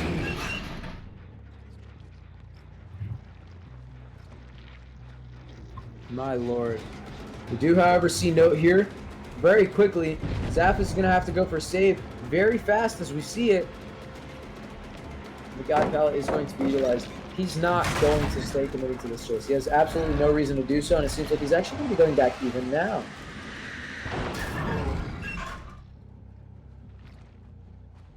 Huh. Oh, but they were resetting directly on top of the hook. I know for a fact they weren't expecting that for a bit. Tag coming through onto Jaw here very shortly as he wastes a little bit of time to let Zaphis get away mostly.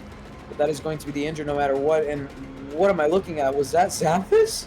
It was. Running from the inside of this room to the outside. And he wins the 50-50. Trying a quick swing there. That's going to be Pedro.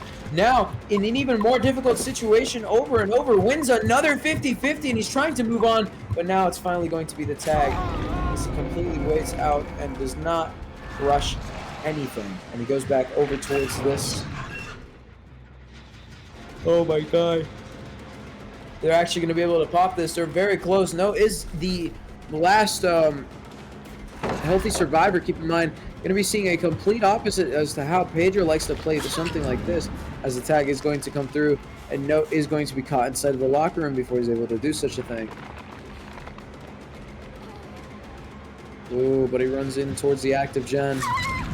And he tries to fake around towards the long side to go back in towards the window, but Pedro completely predicts it. And he instead moves around the locker to quickly grab that down. Oh, not a lot of progress on top of that gen. It may be enough, and he tries to fake the teleport, which ends up working against him. Oh! No! There is no way. That is not... Oh my lord. That is not what needed to happen.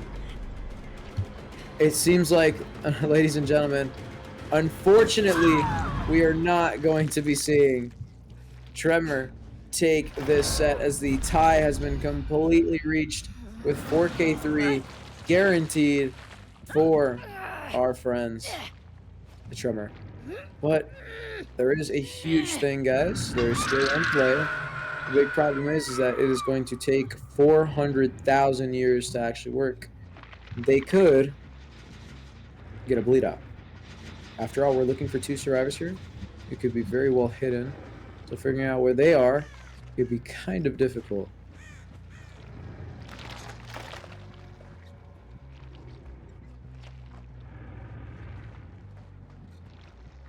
Oh god.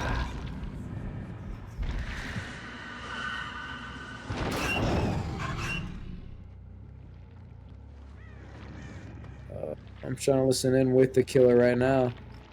Where could these survivors be?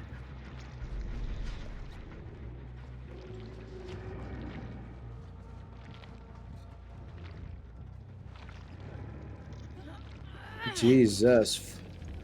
Cannot find any 2 of these survivors. We could be looking at bleed outs here, guys. I think if they are able to get these bleed outs off, oh.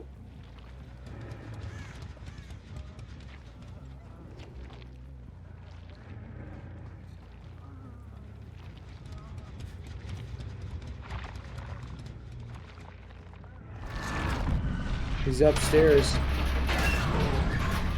Oh, but he wasted a lot of time. Wait, what am I listening to? What is that noise? So much time is being wasted and it's not even Note. Oh my god. He didn't even know there was a little cubby in there. I didn't know either. What the hell?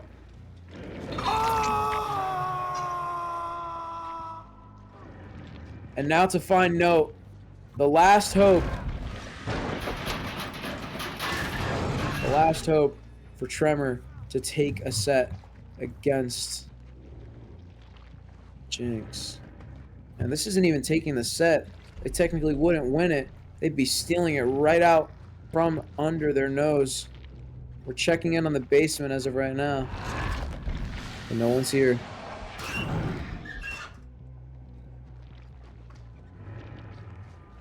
My god. He can't even find him on Killer Instinct. This is horrid. He's running out of time.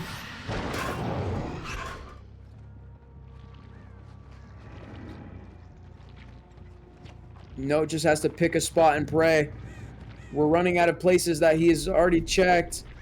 He could find him here very soon. Oh my god, there is absolutely no way! There is no way! Tremor stealing a set from right out under Jinx's nose, trying to make this seem more possible to go to tiebreaker, is going to come and straight up take it for 2-1 and tie being won. Oh my god. There's no way. That was so unexpected. We can't say much. We just gotta deal with it. We just gotta see what happens in the 5th set. Oh my god, I'm in disbelief. I guess we'll see every single one of y'all after this very short break with the 5th set, seeing Pedro on Killer once again. Holy shit.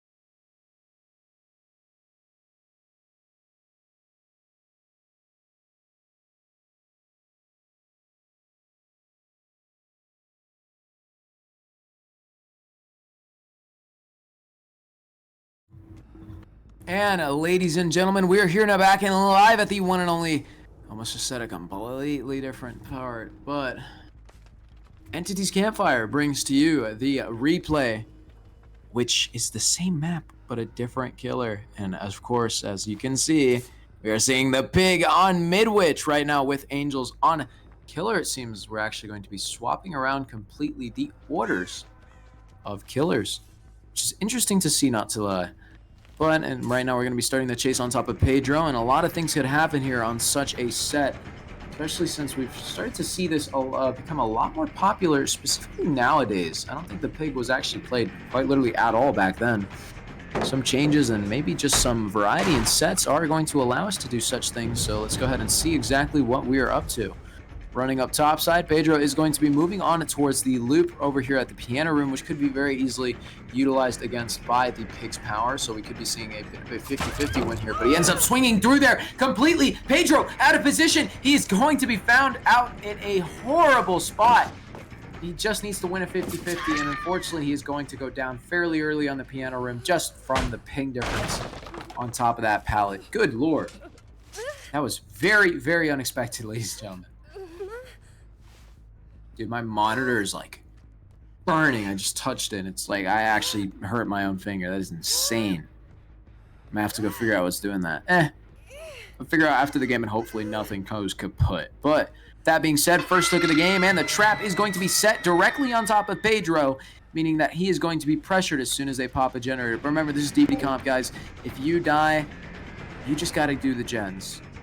You got to do as much as you can, especially in a difficult situation like this. The world has to keep moving. I would not lie, though. I think there might be a little bit of strategy in trying to 99 just to give Pedro a tiny bit more time. 50-50 is going to have to come in here. He does end up winning at the quick tag onto Mads. Mads running back in towards the opposite room. He's going to have to win a very quick 50-50. No, instead he's actually going to be moving on towards the God Pallet, which is very smart. Breaking this here and opting to grab distance over Greeting. They do end up popping, I believe, the piano. Or no, that's the science room. Is that even the science room? No, I think it's. But he goes down, and Mads is unfortunately unable to last long enough to completely get Pedro out of his trap situation. But Pedro does have a head start, not being pressured immediately. He's going to be able to at least check one or maybe two boxes before he actually is able to come into contact with the pig. But Angels is looking for a moment to move forward. And it seems like that was science room. I was a little wrong. Some progress on this generator here, but the focus is going to be trying to see if we can find the person on the bottom.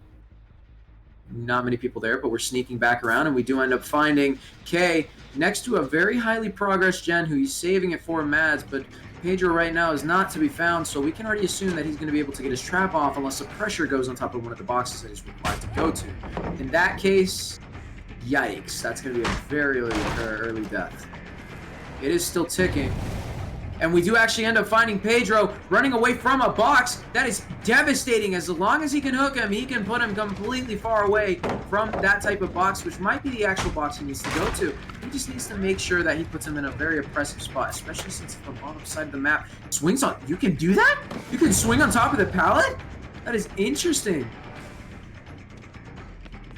Honestly, you could probably even leave this chase and hope that it's actually going to be able to do that, but he ends up missing a swing there, which is going to actually give him not enough distance to make it over towards the next pallet, but he does end up wasting a little bit more time by doing so.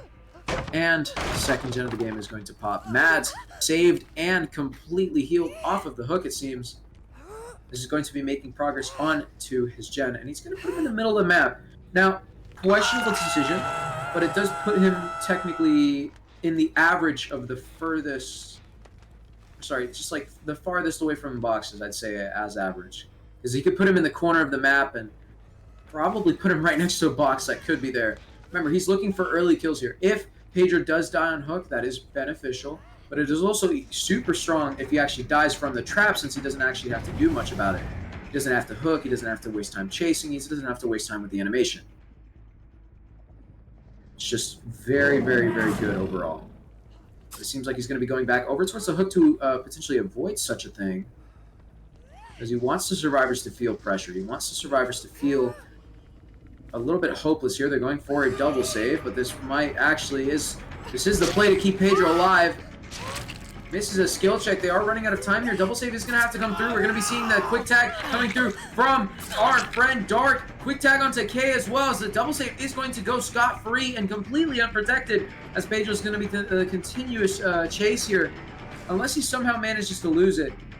Oh, this could be anyone's game at this point, as remember, pig results are kind of difficult to try and base things around. Oh no. I don't like what I'm seeing right now. Angels does have a very strong perk available to him. I do think, however, they did end up taking it out anyways in an attempt to take out Ruin. His Ruin is still up. We try to swing all the way completely around that, but unfortunately that is not going to work, and instead we're going to be moving on towards the next room, which unfortunately is just the classroom. Very quick down there, as Ruin is going to be taken out, meaning that there are literally no perks available to the killer at the moment, which is kind of sad considering how that is exactly what he is going to need. But Pedro dead at 3 gens on the pig is very good for the health of the game. So Angels is looking up, and so is Tremor for the state of this match. But 3v1 is when things change massively. Now, I do think it's a little bit of a bad start to be going in injured, so there is definitely something that is going to have to happen here. We do see K running in towards a unsafer loop as a healthy survivor to, of course, run and double back around towards the generator that he's required to go to. Now he has to win a 50-50 or two. He vaults once and he vaults a second time, but is unfortunately unable to make it towards the other side. Dark is going to hit the floor. Putting a trap on top of his head, and now going to be hooking him, as this is a fresh hook survivor, leaving K as the final fresh hook, required to get all 4 fresh and to get some pretty good bonus points for Tremor. Ooh. Instant save off the hook. We're going to be going into stealth mode to see if somebody's going to be able to run into us, but it seems like Angels is not going to find such a player. Quickly reestablishing that hook I just saw where Pedro was killed. There is an injured survivor above us. He's trying to follow him closely. He's trying to sneak up on top of someone. It seems like we are going to find K. However, K does get gist of it, and they are going to get away without getting completely hit or caught up in a horrible position. 50-50 onto us, as he's actually going to be looking at a tag here. Unfortunately, due to not being able to play that 50-50 safely, he decides to leave and take his distance, which is honestly the most, I mean, you would just call it a good basic decision, something to help out the state of the game. He does have the window to still work with. He's not going to be taking it. Instead, he's actually going to be moving on towards a pallet, dropping this once more, blocking him off from the window. He's going to be looking for a moment to ambush, trying to fake him out. And he goes back around, completely jigging, not expecting anything whatsoever from Angels to try and do some crazy stuff, but it seems like that is going to work in the favor of K. K is going to grab even more distance against Angels.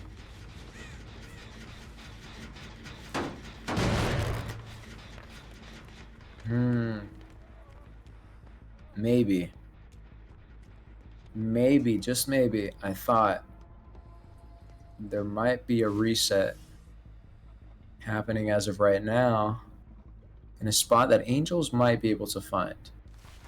But he is checking around active gens, so it's also safe to assume that he's not actually going to find it unless they start the reset late.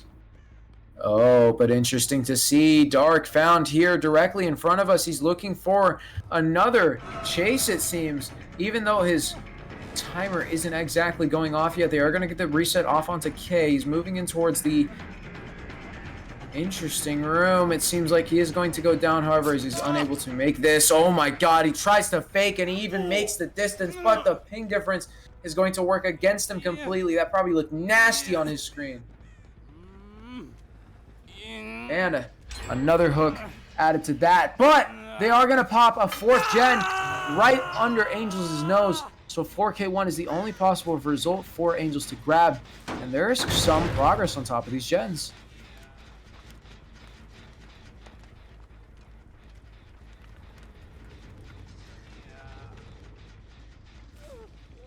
Oh my god, I did not expect to be walking into such a thing like this.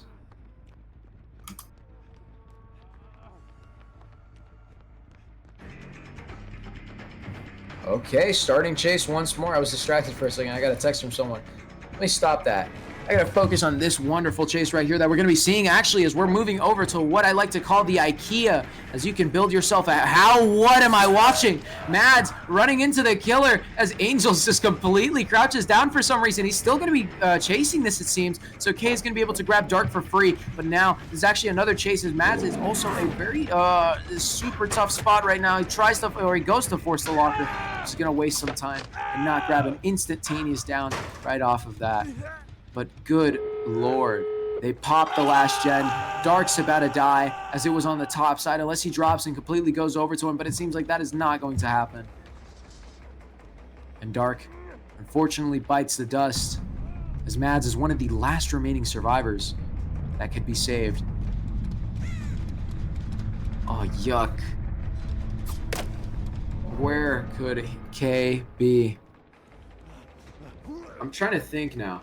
He's showing himself not in a position where he's actually going to be on a gate unless he's waiting. So he's going to have to grab someone. This is the most probable play that's actually probably going to happen here, is that we see the save come through, which it is actually happening right now. We do see the scratch marks coming in. He's actually going to be showing himself. Kay's going to be in chase here. Mads probably going to be focusing on getting over towards the gate. However, Noah is actually going to be working against them completely. If they get hit once here, there is absolutely nothing they can do. Mads trying to get on the gate so they can see if they can get Kay out, but Kay doesn't understand that he has enough speed and he swings through it. Kay hits the floor. Now going to be looking for a 4K. He needs to find Mads. 4K at 0 gens remaining is also an incredible result for a Pig just to begin with. And with that being said, the blood gives the survivor away, and we are going to be seeing and looking at the 4K at 0 generators remaining for Tremor. They need outs here if they want to win this set. Holy shit. I don't even know if I was looking at... it was just insane. Angel's already forgetting where he downed the survivor. But he's just going to quickly hook them up. Oh, that was weird. DVD and its things. But... now officially marking the end of the first game for the 5th set. I believe so. And yeah. Interesting match to say the least. Summarizing that was a complete cluster of chaos, should I say. As Pedro nearly died from their trap and unfortunately fell victim to the hook and the tunnel, where we soon later see Dark be completely left for dead to be grabbed with the 5th generator, and then soon a attempted save to see if they're able to get the gate going and some action working through, but Noah completely snuffs out any chances of these teams, or of Jinx trying to get that out.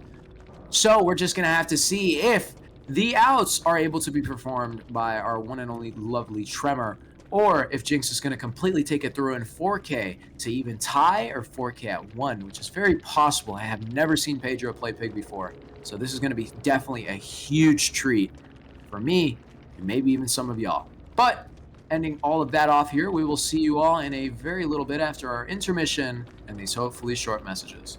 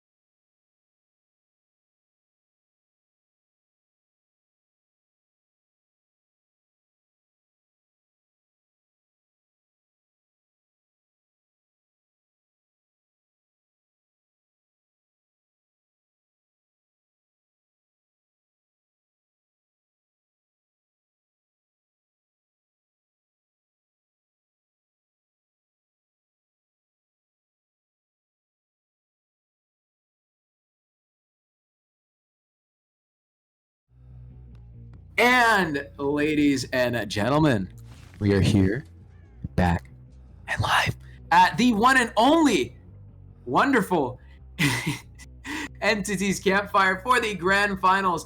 Pedro on the side of Jinx, looking to try and bring back a slightly tough situation, but not impossible. You just have to get a 4K against Tremor. Zaphis, no Angels, and Jaw only need to focus on one thing, and it is trying to get out. Almost looking at an early tag here. Jaw is going to be looking for a pre-drop, running directly around. They are going to be taking a tag here, guaranteed, as he only uses his distance to keep moving forward. But on top of that, that's lucky break. It seems he is going to get potentially a chance to lose him here if he uses everything up here correctly. Now, Pedro could also track him very easily. There's 3 potential spots to where he could go. One of them's taken out, and Pedro instantly sees him off of rip. He does have a very safe situation, or a very safe spot to work with. He's going to have to win a 50-50 here, however, because I don't think he's actually... Oh, he does actually end up making the window. Very strong, and he makes the next pallet as well. Tries to swing around it, goes around, swings way too early. Pedro is going to be making a slight mistake here. Another double vault, and he goes back, and he's now forced over towards it. He tries to swing, and unfortunately, it does not work in Jaw's favor, as he does not play around the long side, and he instead decides to go forward. My lord. Kind of an early down, no lie. I do think it's kind of still possible to keep something in this like that. Oh, Lord. We're moving on towards the middle of the map. And personally, I don't think a God Room is going to be a very... Yeah, I don't think it's very safe to take him right now. They are going to be popping a full gen out of this, however. We're going to be moving on over towards the 12 room as well. Seems like there is a bunch of 50-50 ones back-to-back. Unfortunately for Angels, he's going to be losing the very last one. Hearing a stack, that is going to confirm Devour Hope for us, but no way they just pulled out the FTP for the first time when Angels is being chased.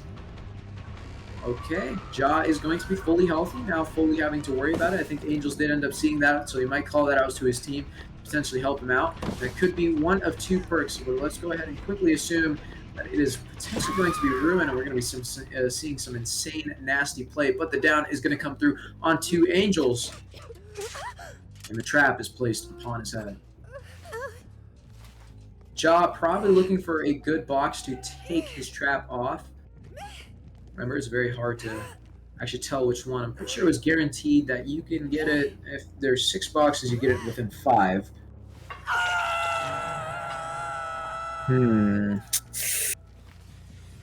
This is looking very rough right now for the survivors, as they are going to be running down towards 6. I think Note is going to be taking chase up towards the top side, but Pedro's just going to be seeing if he can sneak on top of the person that is over here. Maybe even go back to hook. There's many things I could do here that all the survivors are going to have to stay very wary and very careful about.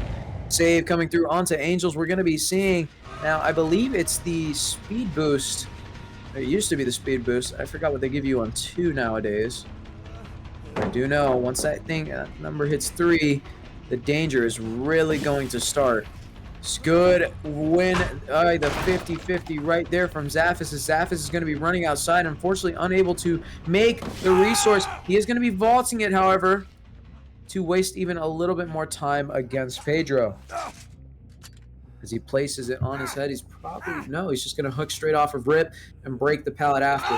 Either way, the order doesn't exactly matter. And it seems like he's actually not going to be wasting time on the pallet. He's just looking to try and avoid losing... And they take out his Devour Hope before he's able to get it out. I honestly would have stayed hopeful and said that that was going to be ruined. Wait. That was. Yeah, I was about to say. Why was the little perk at the bottom right still up? Completely unexpected. Jaw runs into the killer. He's going to be taking a very early tag. I did end up missing that just a little bit there earlier because I was a little confused by that smallish bug. But some distance and some jigging is going to get us over towards a slightly safer loop than before, which might be able to be used. But as we see, Jaw is going to go down, and a trap is going to be placed upon his head once again. As now 2 traps are going to be... 3 actually are going to be active as soon as Jaw is unhooked.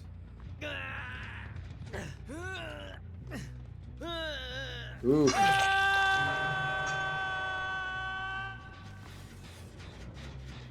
My lord.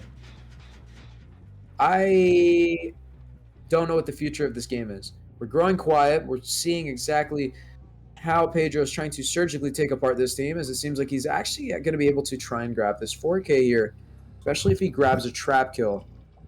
If he does, it's going to be nothing but devastation for the team.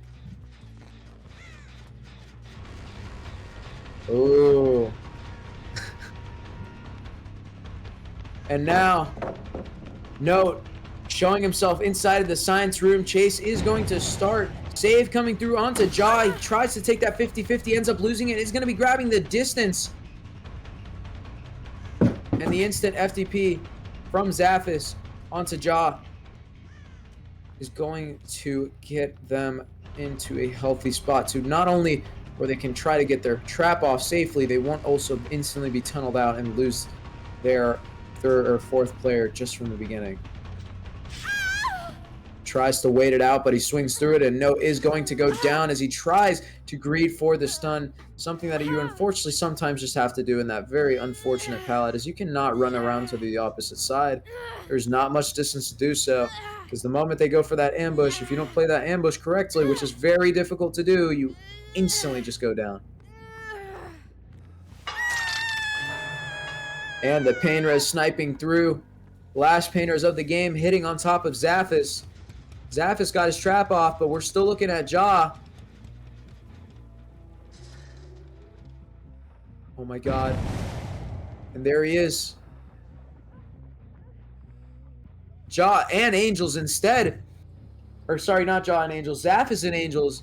As we hear them above us, whining. And we see Angels out of position in the middle of the map. We're running over towards an active gen, as we do see Zaphis in the background, but he is going to be running over towards a loop that he can probably safely use. And he vaults into the killer, fakes around, keeps moving on. He's going to have to win this 50-50 very quickly, and it seems like he is actually going to win it. W King even forward and not going over towards the window. A very risky play, and he goes down instead of playing it safe and taking it over towards that window. But remember, he's trying to keep it away from the active gen. It's just kind of unfortunate that he actually ended up doing it in that case.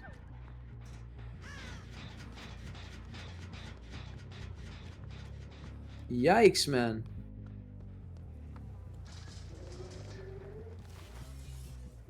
Oh.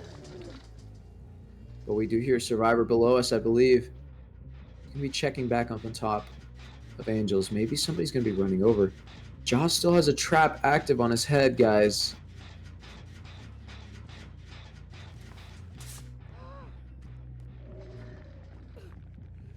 Where is he? Oh, no. And unfortunately for Ja, his fate is sealed. At 3 gens remaining, we lose a survivor. And on top of that, Zaphis going down to the floor. Angels completely saved off the hook. Holy shit. He did it. I mean, it's too early to assume, but this is an incredible start. First death of the game at 3 gens, and just look at the stages, 4 remaining. No, hitting the floor, trying to commit to the gen, is unfortunately unable to pop it in time. And is just going to be hooked off of rip. Meaning that every single survivor from here on out is on 1 life and is on death hook. Little sneaky performance. Vamp, your thoughts? I mean, yeah, I was not expecting you to say my name, but yeah, I mean, this is looking like a 4K3, and I'm astonished. Pedro actually brought it back for the team, and because a 4KO on Pig is just insane. I mean, but we do see Pedro making a comeback, and it looks like it'll keep going. They are just giving up on Hook. They don't want to waste time on this match. They want to move forward and do other things. Oh my god. Dropping down like a pigeon in the wind. Just swooping out. Taking these players completely out. Oh, look at that. Hatch is right here. Jesus. Oh, Pedro's just gonna wait for him. But Pedro, what if he sneaks in? What if he drops down?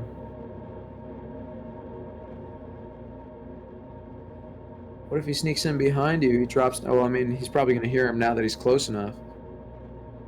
Oh my Maybe god. Zap gets jump scared here. He's trying to look for it. He's trying to scare him. Just close the hatch, bro.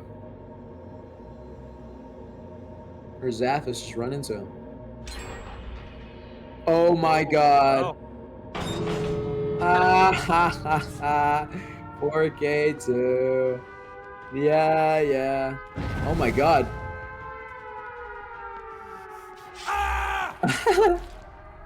What the hell? And he kills him. Oh, holy shit. I mean, I guess it's a little faster than, you know, obviously waiting for the animation, considering it's the pig. But with that being said, ladies and gentlemen, that is going to mark it for the final match of the 5th set. We're going to be moving on towards the 6th set to see exactly what is in store for us with such a scary performance. Of course, I had to throw someone random in. Like, just go, like, on God, I just pulled this guy out of the audience and I just threw him in the deep end of the pool. But with that being said, we're going to see all of you after our intermission and these hopefully short messages with Jinx versus Tremor.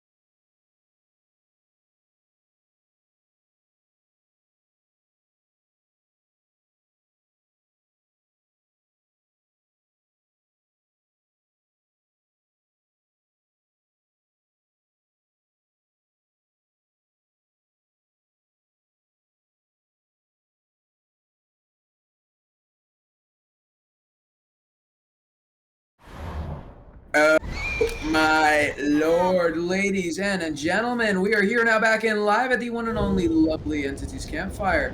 And it seems like we are going to be looking at the nurse on Pole Tower, I believe so. 1 second, apparently everything wanted to fail for me.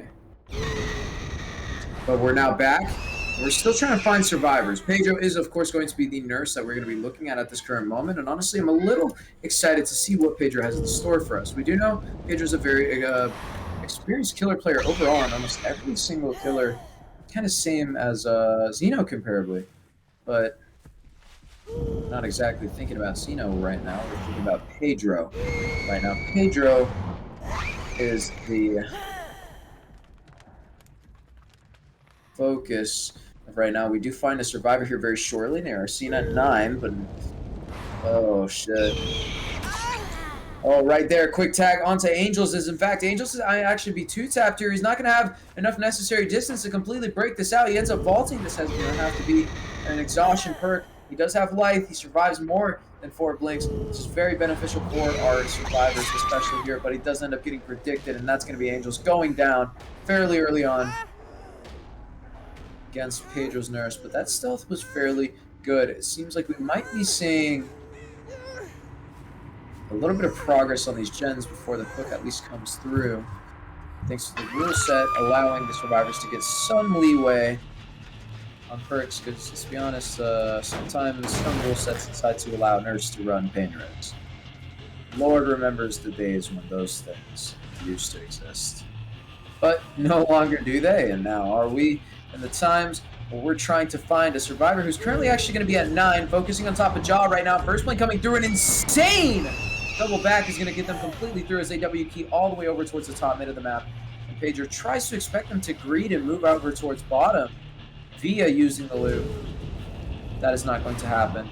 Instead, we're going behind main. Safety blink goes directly for another prediction blink directly on top of Pedro.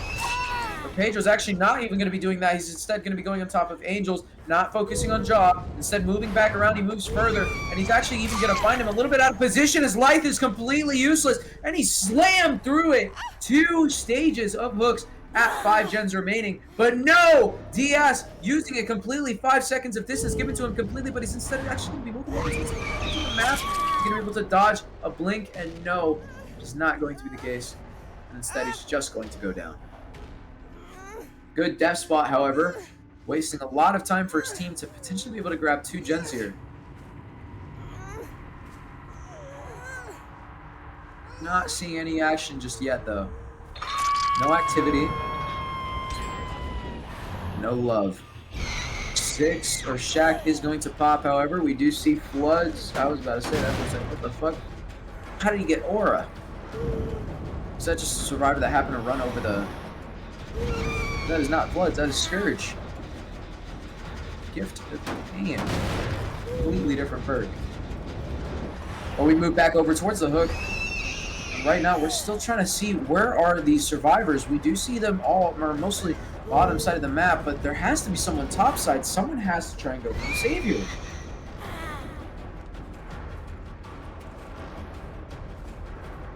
Oh, yikes. Angels is running out of time here. Very interesting music. I wish we could honestly, like, I don't understand why they haven't fixed this. There have been so many spectator bugs over the years, but we're not going to be seeing the save onto Angels just yet. He's blocking him completely. Oh my god! Oh, but he gets in front of him. And he tags him straight through, giving up on trying to block him completely as he loses all of that distance. He just going to be focusing on top of Angels. Goes for it. That's going to be the first blink coming through, just waiting for the instant take as he's now looking for that 2-tap. He's going to find that life. He doubles backs into him. Oh, but he blinks right through into the same spot, and unfortunately unable to do much. He's just going to find himself away, and he's now looking for that quick tag onto Jaw. Unfortunately, not going to be seeing another blink into his arsenal. Simply one blinking one more time, swings for it, and finds that down. 2 gens remaining, as we're still now actually going to be seeing an insane slug play. We're focusing on finding not him, not Note, but Angels. I was about to say, man, if he went in and take, I don't know, man. If he took all that, that would have been greedy. Very greedy. And with that, he finds Ja as well on the floor very close by so he could just lift them instantly without having to worry. Jesus, dude. That was heavily unexpected.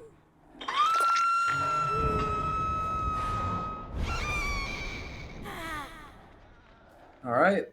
Well, blinking towards the top mid of the map, we do see Zaphis over there in the distance, but right now the focus is onto Note, who's currently running into the killer, trying to throw off his blink status, but unfortunately, it's not going to work out too well for him, as he should have probably focused on trying to hide. He's going to take a tag. It's looking like a 2-tap here, and it is going to be the case. One blink right off the bat, and he's looking to go back, looking to move forward. It's on 9 right now. He's just going to kick the gen. Blast Mine, giving them even more time to be able to make a play. Moving over towards Note. And he gets swallowed by the logs.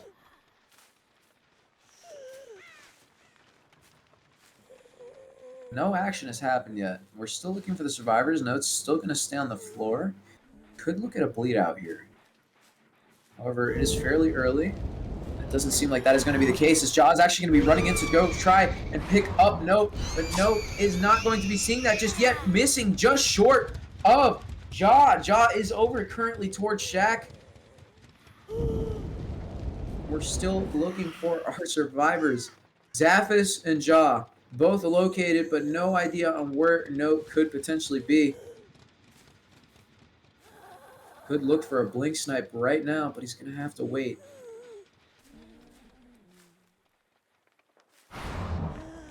Oh. Goes over towards 9. He does find a survivor cranking it out. That is going to be Zaphis. Pick up onto Note's going to be coming through here soon. Unfortunately, that is not going to be the tag. Immediately onto Zaphis. This is going to be taking his distance over towards the 11 edge of the map. But it seems like, boom, right there. First tag coming through. Only 2 blinks completely through is now. Oh my god, Note picked off. Are they going to be able to get 9? Just completely stumbled over my words, which is why I was so thrown off. Cutting short just of the blink. Zaph is going to keep running forward down the right side of the map, seemingly trying to waste even more time. But no, the full reset is going to happen onto No. They're not going to be going for that, and instead, they're completely relying on Zaphis trying to get an insane chase out of this. But he is actually getting an insane amount of distance. Blinks through, runs around the right side. Zaphis just showing an insane nurse performance chase right now that's actually going to make them be able to pop 9. And he runs towards the edge. They can't blink on this. They have to go back if they want to try and interrupt it. But it's too late. And Zaphis' road ends here after such an amazing chase all the way from 1 to 5, man. But wait. Are they actually going to be able to grab 9? It seemed like 9 had some progress on it. No, they weren't. But was it even being doubled? That's a really, really, really solid question. Seems like they weren't doubling. Zaphis does get picked up unless it's going to be unbreakable. Oh, no. Oh my god, Nope found out if Stealth is going to be taking a very early tag. 2 blinks on the clock. He's looking for the edge map play right now, but it seems like the 1 blink straight through 2 trees is going to result into another down very fast, and we're potentially seeing a 4K2 here. Yikes, man.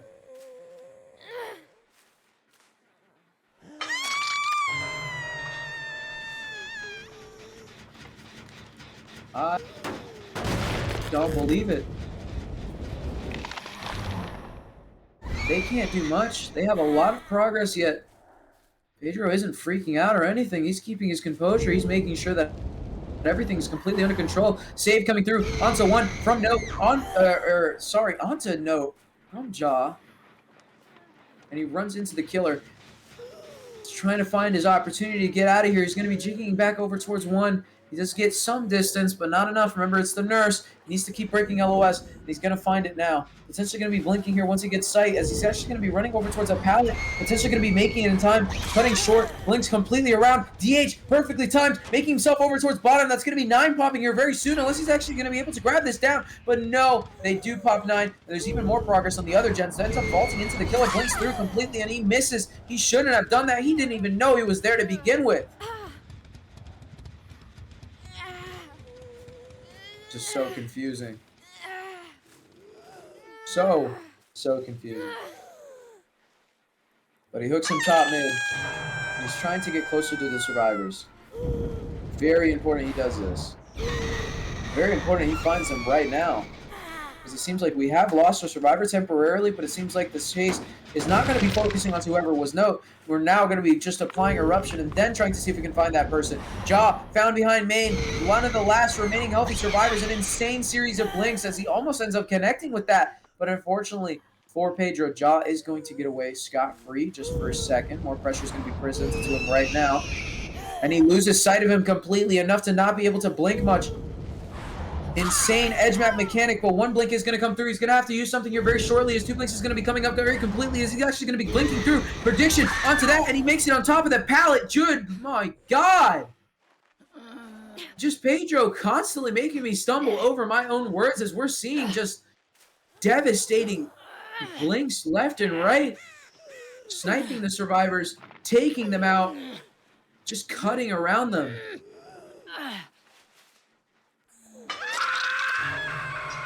Another hook is going to be added to the count. Jaw is right now looking at the death state very soon. Zap is found out of position, but he's not going to commit to him. It's going to be the sprint burst as well. Making sure he stays controlled. And it seems like he's going to be focusing on Jaw. Jaw did end up running into him, kind of challenging him almost directly, but he does have some things to use in his arsenal. He's running around, and he's backing down onto the pallet. He runs into the killer, not expecting him to completely hold it out there and not go for that blink. Yikes. As that is now going to be the second death of the game at 1 gen remaining, as I feel like 4K1 is safe to assume, because this gen split is just nothing but the most horrendous piece of shit I think I've ever seen. And Note gives up completely, just going down, because it seems like, unfortunately for Tremor, they are not going to make it out besides a 4K1 wave. Is looking for him?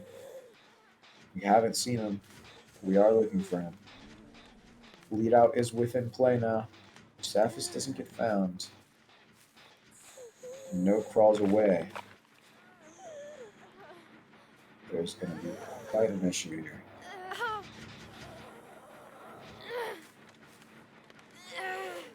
I don't think, he's not going to be able to, unfortunately, wiggle, but he is going to be leaving Zaphis for last, finding out exactly where he could be, and seeing where the hatch is and all that.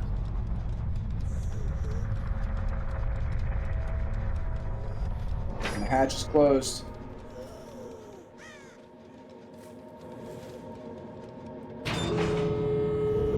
Now we start the gate game.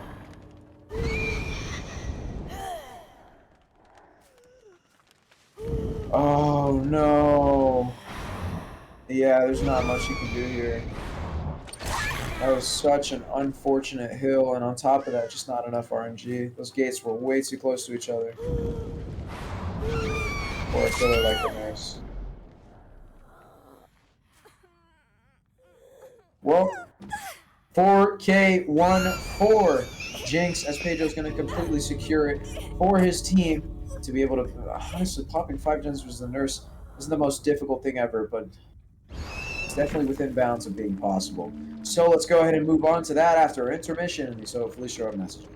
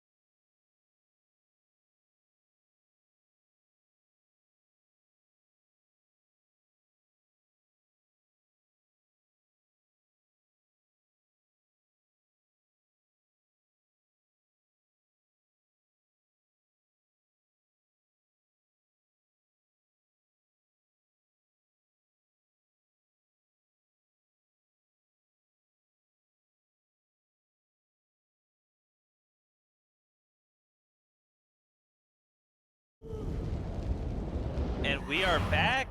Alberto, aka Spectral, who was casting before, had to go do something important. So I will be taking over. Maybe I'll even join in on the tiebreaker. But we do see Angels on the killer, and we saw Pedro got a 4K1. So we'll see if Angels can beat that, or was it a 4K2? I don't even know anymore. But we do see Angels on the killer, missing the first hit onto Pedro. But we do still have eyes on Pedro, I believe. Oh, no. Yep, we do still have eyes on Pedro, and we do now get our first tag onto Pedro. Pedro will be taking it topside, away from the Corrupt and away from the gens on the right side. And it does look like we do have a bit of a 3-gen towards the right side and a bit top, as we do see that Corrupted gen at 9. But we do miss another swing onto Pedro, and we do see the first gen popping, as that was probably a double, and we do finally get the down onto Pedro at 11, and it looks like we'll be hooking over here towards 11, not having much of an option, and we do get the hook onto Pedro, and we will be blinking towards 2 now. We do see a vault come in at 3 and saw the survivor rotating down the map.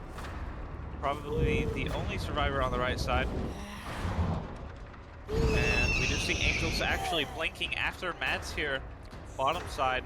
But he will likely maybe decide to go back top. But we do see K over here, so it looks like we'll be committing for a tag before we decide to go, even think about going top. And actually, it looks like we're going to commit, and it's probably because of this pretty good setup we have bottom side, but K is now able to make it back top side, and we did see the pull onto Pedro, but Angels will be deciding to commit to K here, top side.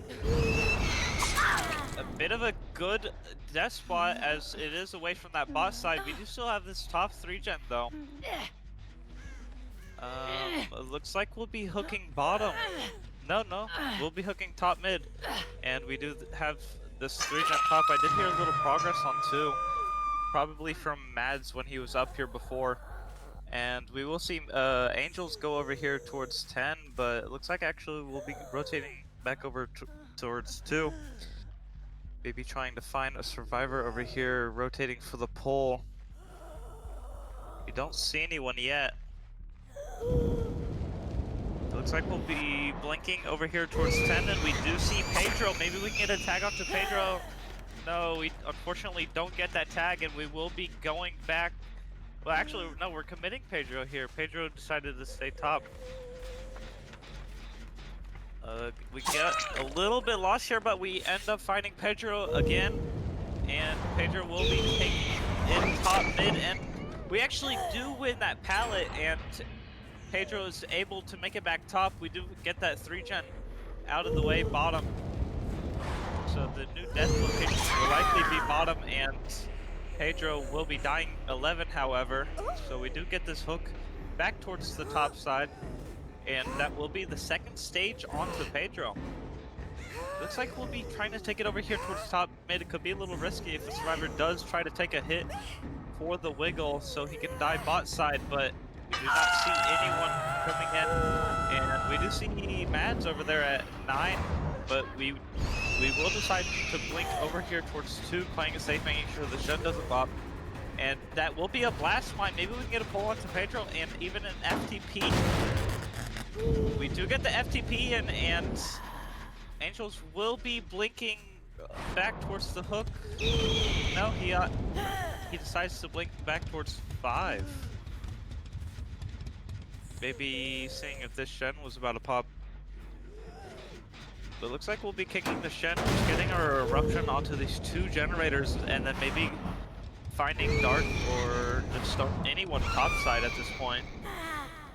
As Pedro will likely be working a bot side generator, making sure he doesn't die top or die at all. And I mean, we're still at 3 generators. Angel's looking around for a survivor, any survivor that he can get down topside. And we actually do find Dark here, topside, injured. as he was the person who FTP'd, and Angels will be able to get this down, and it will be topside. I'm not sure how much progress that generator at 10 has.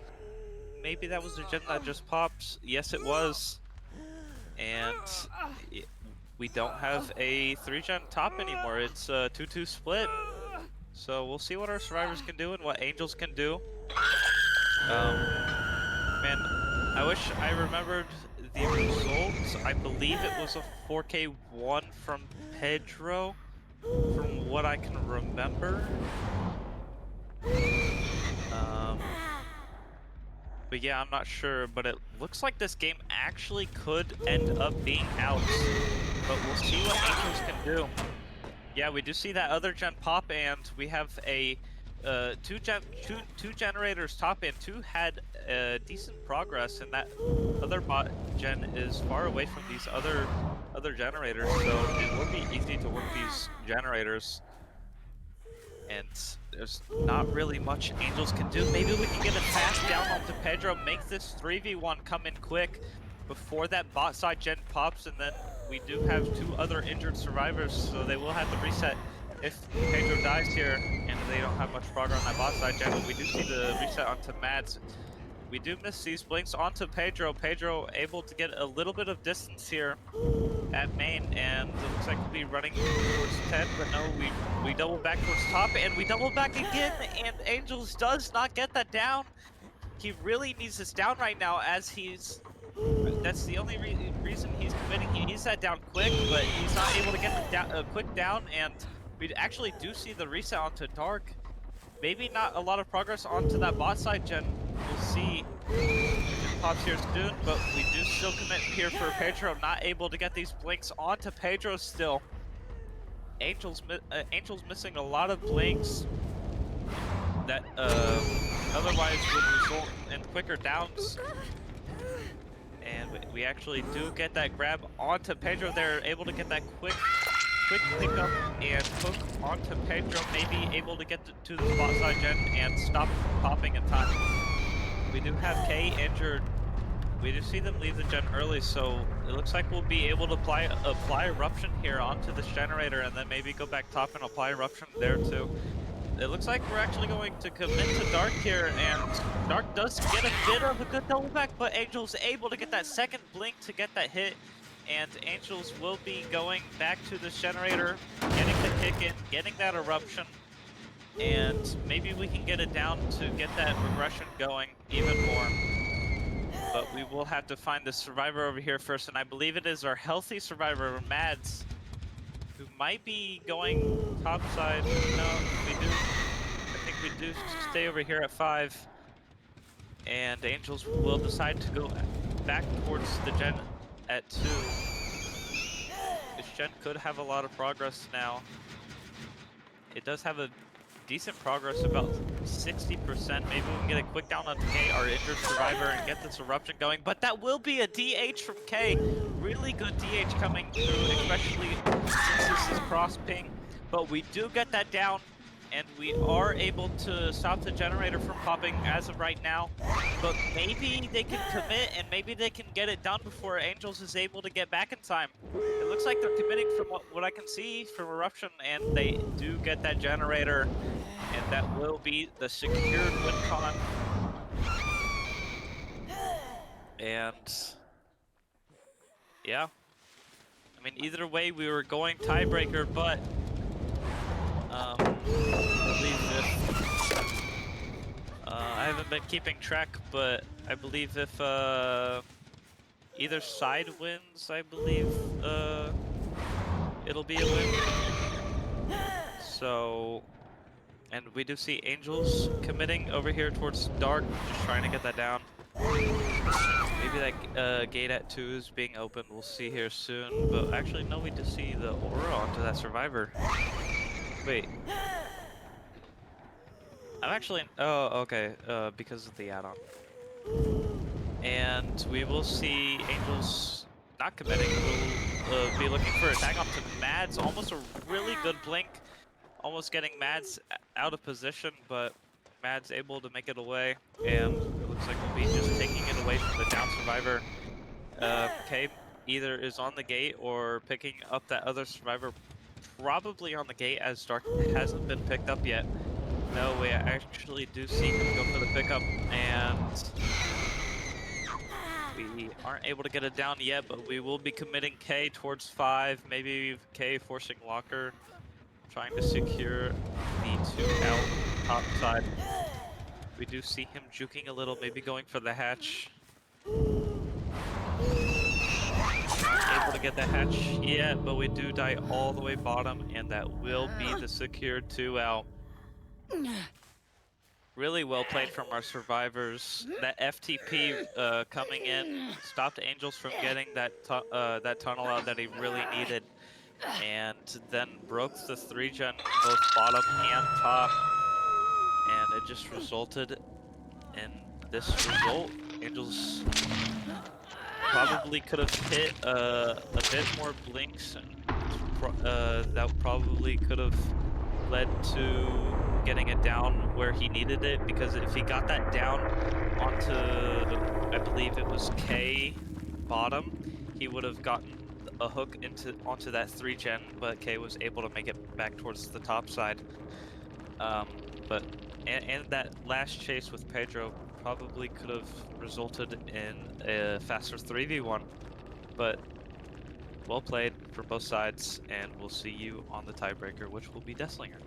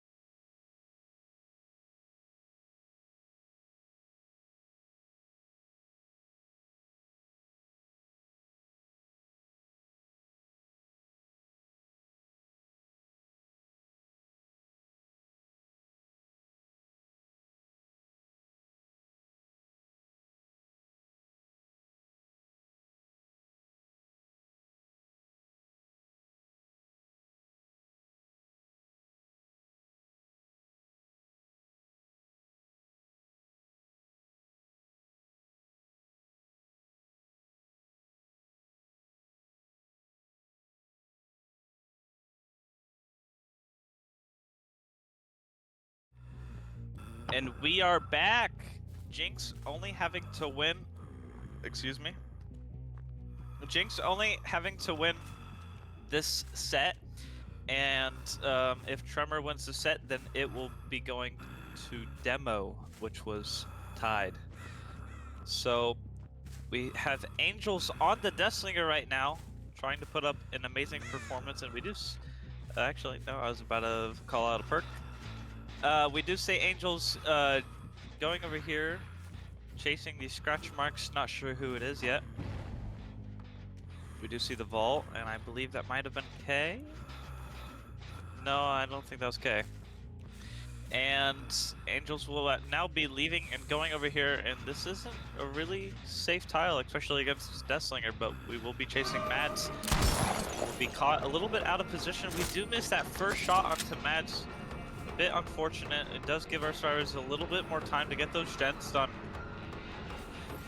Mads being able to last a bit long. Angel's getting a little feisty with them shots, and Angels will be committing to Mads still, and missing 2 shots so far. Will he be able to get the shot? And missing another shot onto Mads, and it looks like Mads will be staying at this tile, not leaving it. And Angels, 3rd shot through that window, not being able to get that hit through the window. But it looks like Angels will be now getting the tag onto Mads, and Mads will be taking it over towards this pallet, and we are able to pre-drop this pretty safe pallet. And it looks like we'll be taking it back over here, and we will be going down towards top side. And Angels will now probably hook towards. Okay, he will hook right here. This was a pain rush hook. And Angels will be now trying to go find our survivors, because we do not have. Actually, no, we do. We do have a three gen up here. And Angels does see that. He actually might have even seen a survivor over here. We do see that bird land. We do find the survivor. We are not very patient with these shots. Angels just rapidly shooting and not getting these hits. But Angels does commit to the survivor at the tile, and maybe we'll even see someone else come for the pole while he commits to Pedro here.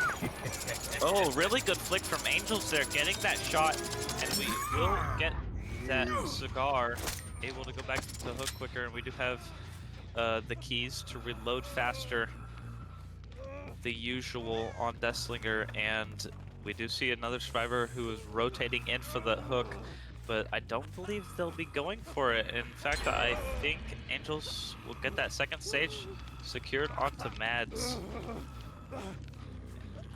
We did see that gen pop out in the distance, and I mean, we're at 2 gens.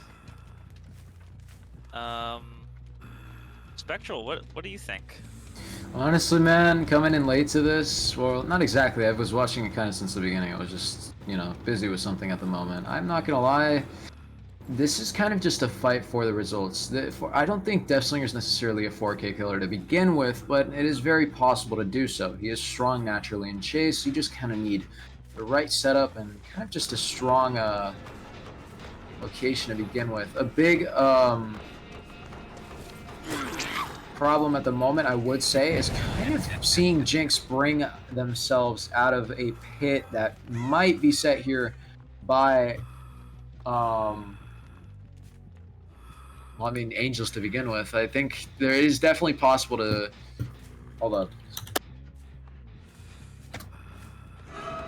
Like, what the fuck am I looking at? It's just, I got some guy calling me while I'm trying to cast and see this. But there's a lot of difficult things that actually come out of this. Right now, we're seeing support coming in from K, but as K is tagged, Vamp, we're looking at 4 people injured here. And we might even see a quick 2-tap. He tries to snipe there. He's going to be going for his reload there quickly to see if he can maybe potentially grab this. They are going to be staying around this loop. He's looking for an opportunity to get sight on the survivor. So they are doing a very good job of keeping him away from it. And just with that being said, they are going to lose the intentional amount of distance just to go down perfectly, as K is going to be another hook added to the list. Yeah, I mean, great shot from Angels there just to get that hit around the truck. maybe a bit of ping, but either way, really good shot. And Angels does get that Painter's hook, not in time to stop that generator popping out in the distance. However, he does have this 3-gen, and he does have someone dead on hook, plus the 3 injures onto the other survivors who aren't on the hook. And it looks like Angels might actually go out into the distance, maybe trying to find the survivor who is Death Hook.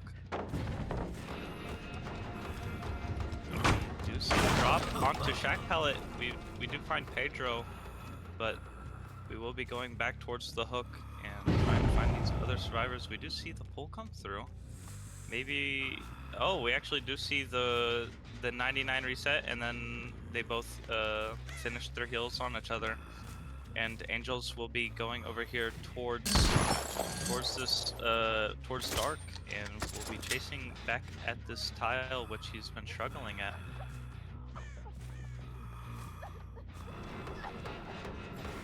God.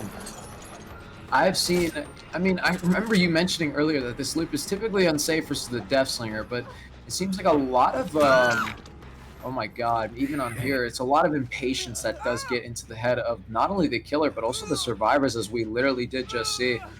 There's a lot you could do against the Death Slinger here that you don't exactly have to worry about him trying to exactly snipe you. I don't know how often it does happen with good players, but I do know it happens a lot with kind of less experienced players too, where they're more dragged towards the actual resource rather than simply just using the loop itself. Like how people use T&L walls. If you have enough distance, you don't exactly have to go use the T window, you could just go to the L wall. For sure. But kind of like that, people are using the windows instead of trying to break line of sight, especially versus such a powerful line of sight killer. It's a 50-50 that they try to win just for a little bit more distance. That is very risky. But we are seeing some plays being done here. He's getting a lot of hooks on top of that, and not only that, he's wasting a bit of time. You see that perk at the top.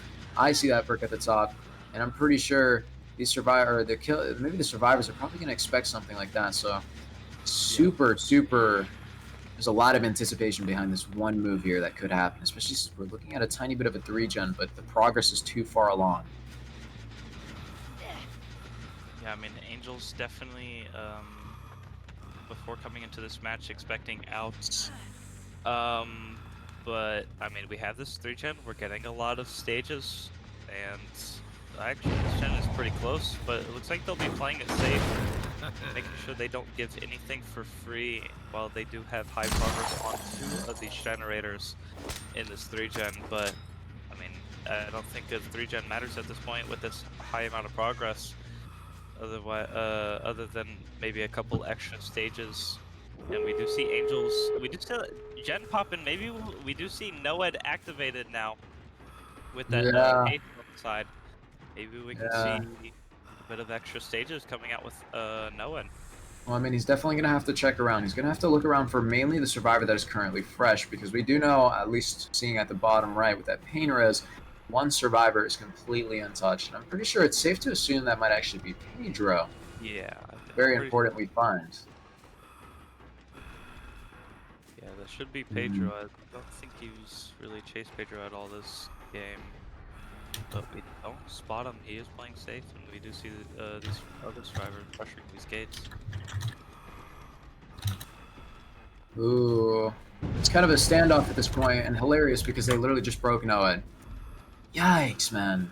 And there goes absolutely any chance of this game being possible, unless he finds one of the injured survivors and completely downs them, which is also another big possibility that I would think is pretty helpful, because we do not only find that survivor, we're also now looking for a... Jeez, that was a nasty snipe.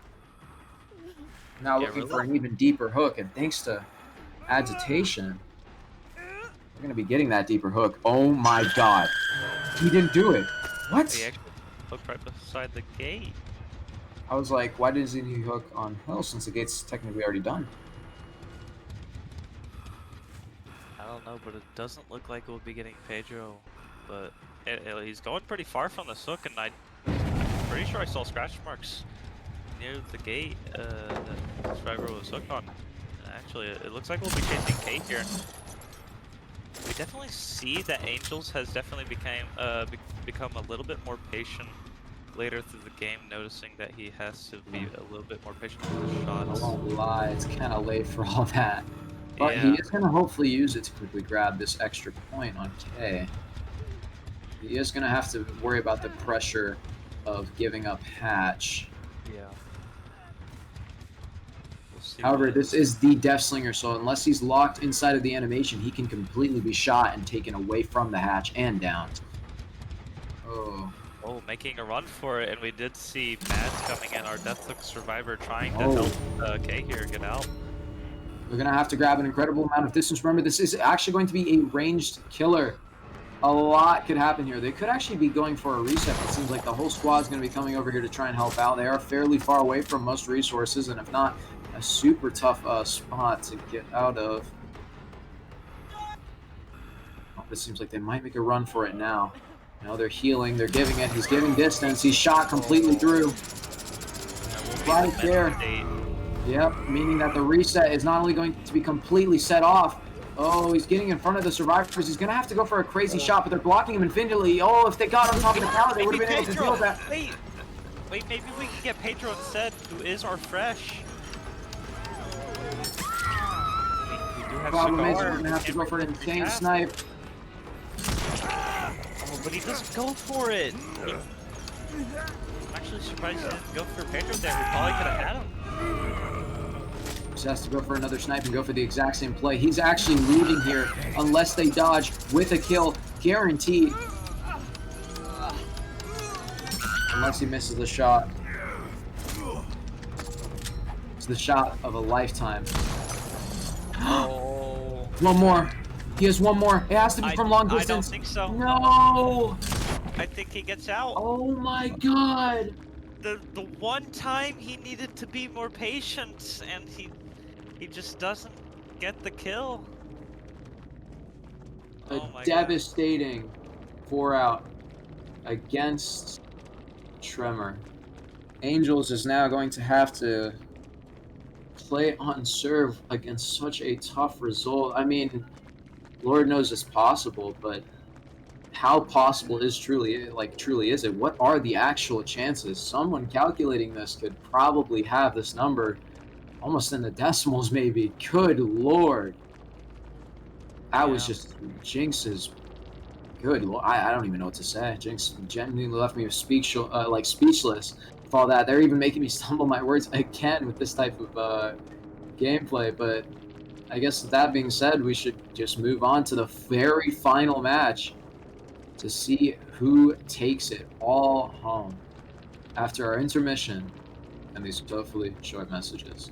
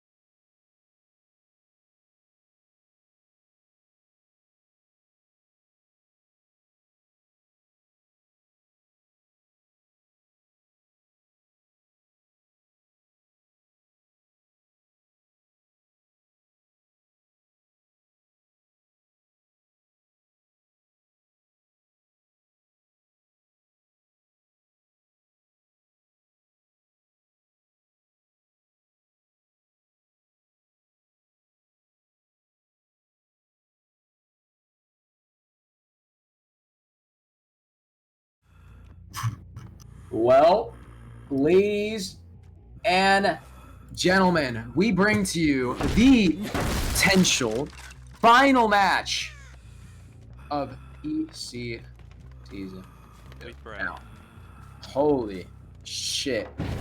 I'm not gonna lie, I can't say something like what Vamp just did.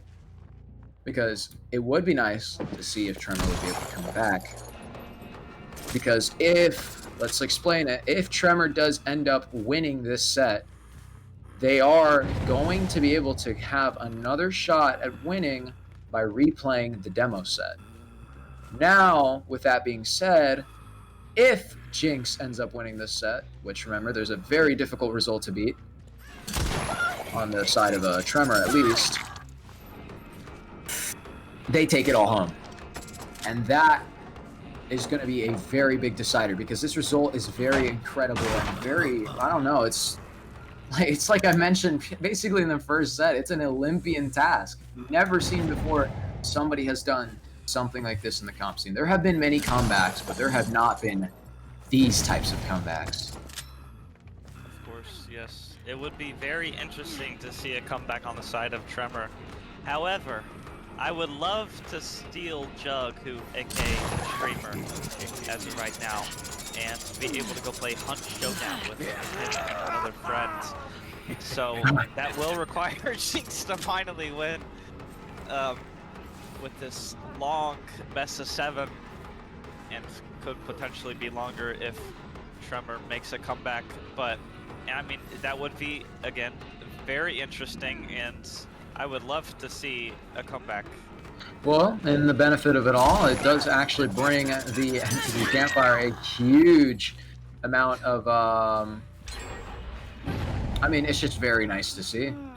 You don't see those types of plays in, I guess you would say, less mainstream leagues. We are, I don't even know where we are. All I know is that this is the type of shit that you would want to and expect to see in something like DVD League or other massive leagues, but shit, you see this in here, you'd have everyone riled up and just completely excited. I mean, to think about it, right now, we're seeing Pedro either secure the game, or we're seeing Tremor right now making up the most strategic plan to bring this back. I mean, shit, anything could happen at this point.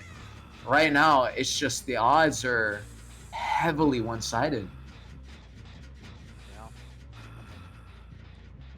We see this hook onto Jaw in this corner. I mean, it's going to be hard to get this pull for free, that's for sure. And Pedro, I feel like we can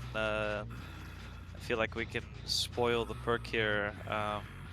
We do have Noed, which would be used later on to possibly secure our win con, to avoid that comeback from Tremor, playing it safe. And it looks like we might even get second stage. It is very safe to say, I won't lie, to say that he's probably going to be able to meet win condition before all 5 gens pop. But there is a lot of potential plays. He's already losing, like, Tremor's already losing an incredible amount of ground right now. We're actually going to be moving over towards the bottom of the map, potentially going to be finding somebody here. He does see a lot of progress here, but he's not going to be committing to it. He's not looking at it or giving it any attention for the second. He kicks it. He's moving now back over towards 1. But still no action. Oh, we did see a crow at the bus. I'm not sure if Pedro saw it, but maybe his teammates just called it out. We do see scratch marks, and I mean, with the survivors being at 4 gens, not having a lot of progress for that second stage, and possibly Deathhook coming in soon. And we do get the shot onto a great shot onto Angels there. My God. This actually might be safe to say that, oh my God, imagine if you hit that, but Jaw is actually going to be pulled out from behind. I would assume maybe potentially by, well, it would have to be Zappis or no, but right now, the focus, they do end up popping 2 gens. Wait, where did that save come from? Did they 99 it? That had to have been the case. I mean, they have an incredible amount of pressure here, and especially with somebody dying so far down, that's actually going to be Angels completely dodging it right now, going inside of Shaq. He still does have no pallet to work with, but he does have another one here, and potentially going to be able to go back over just for the distance on this pallet gem.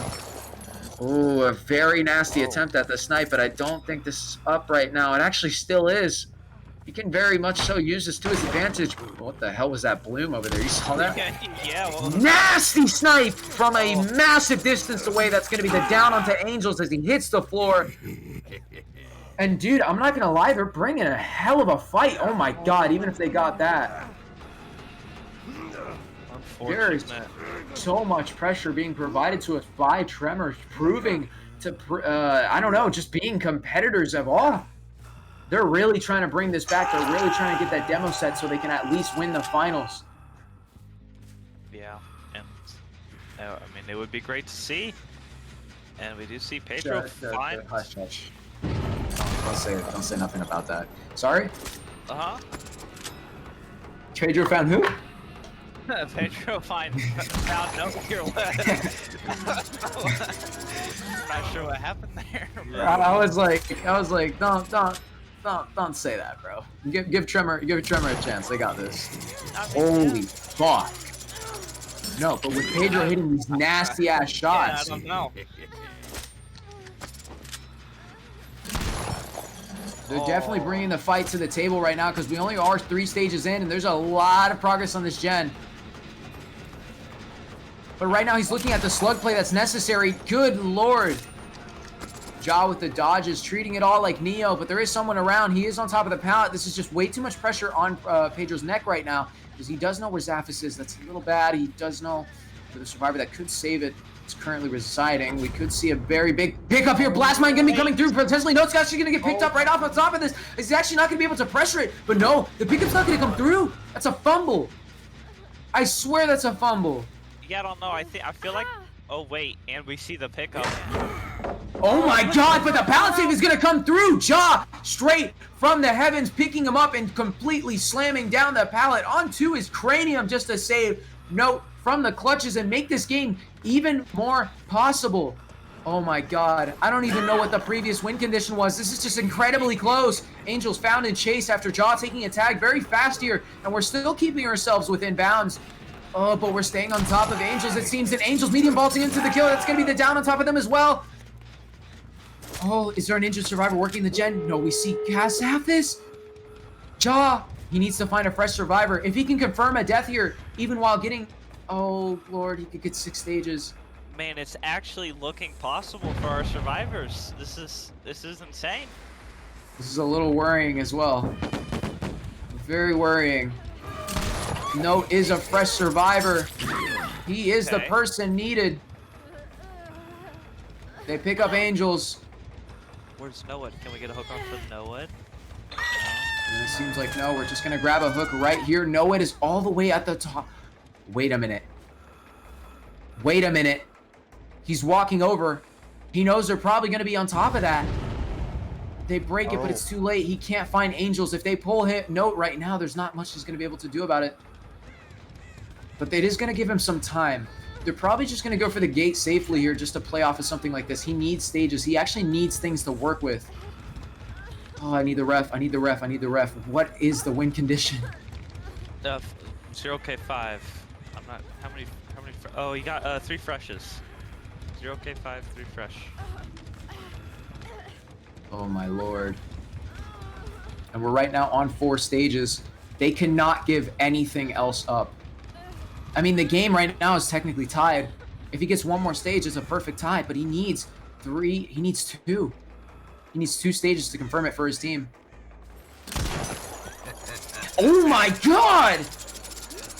Miraculous snipe onto Ja. More progress being made right now. He's going to be using Cigar completely to try and see if he can potentially 2-tap him. This is exactly what they're going to need. But I think Ja only has 1 stage, and he's not looking for that tie. He's looking for the complete win. No progress onto this whatsoever. Again, where is Zaphis? Yeah. I feel like Zaph could have maybe opened that gate, and they possibly could have been out. But they're going to be resetting him, and he can't make much progress. That's going to be the snipe onto him as well. Looking for a quick break. He's not struggling, but unfortunately, he's going to find himself directly behind the wall. He's going to have to keep running forward. If he ends up getting 2-tapped here, this is going to be exactly what he needs to try and win this, but he misses! No! This is going to be! This can't be! Wait! There's no... He just lost. Oh, wait, okay, wait, hold on. Oh, no! Nobody gets broken off! Oh Wait, my no, god!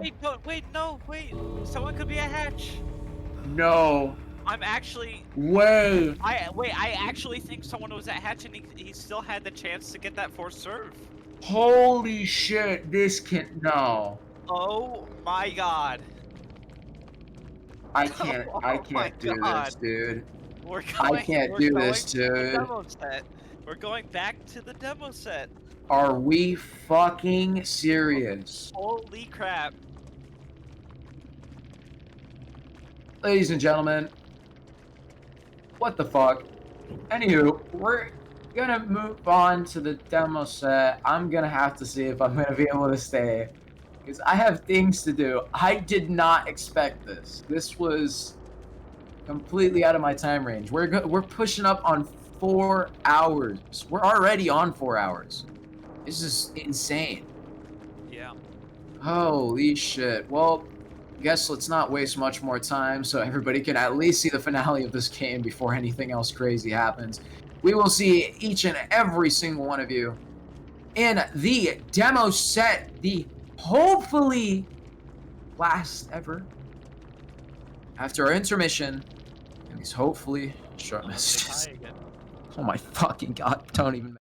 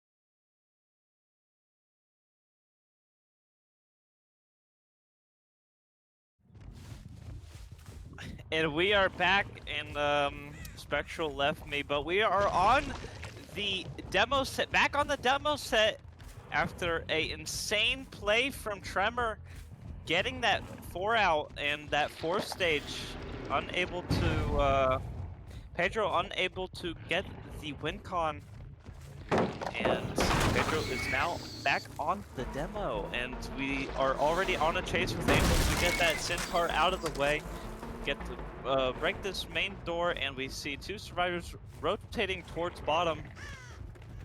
And we see our 3rd survivor, so we know where everyone is. 3 survivors. Oh, wait. A bit of maybe a disconnect from No. What's going on here? Wait, he didn't fully. Okay, no. Okay.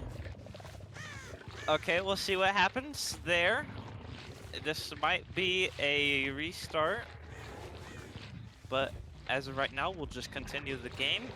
Pedro, okay, Jaw standing still, and Pedro will be humping Jaw. Well,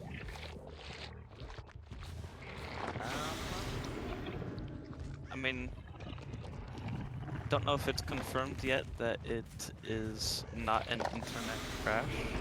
I'm pretty sure if it's an internet crash, then it won't be a restart, but we'll see.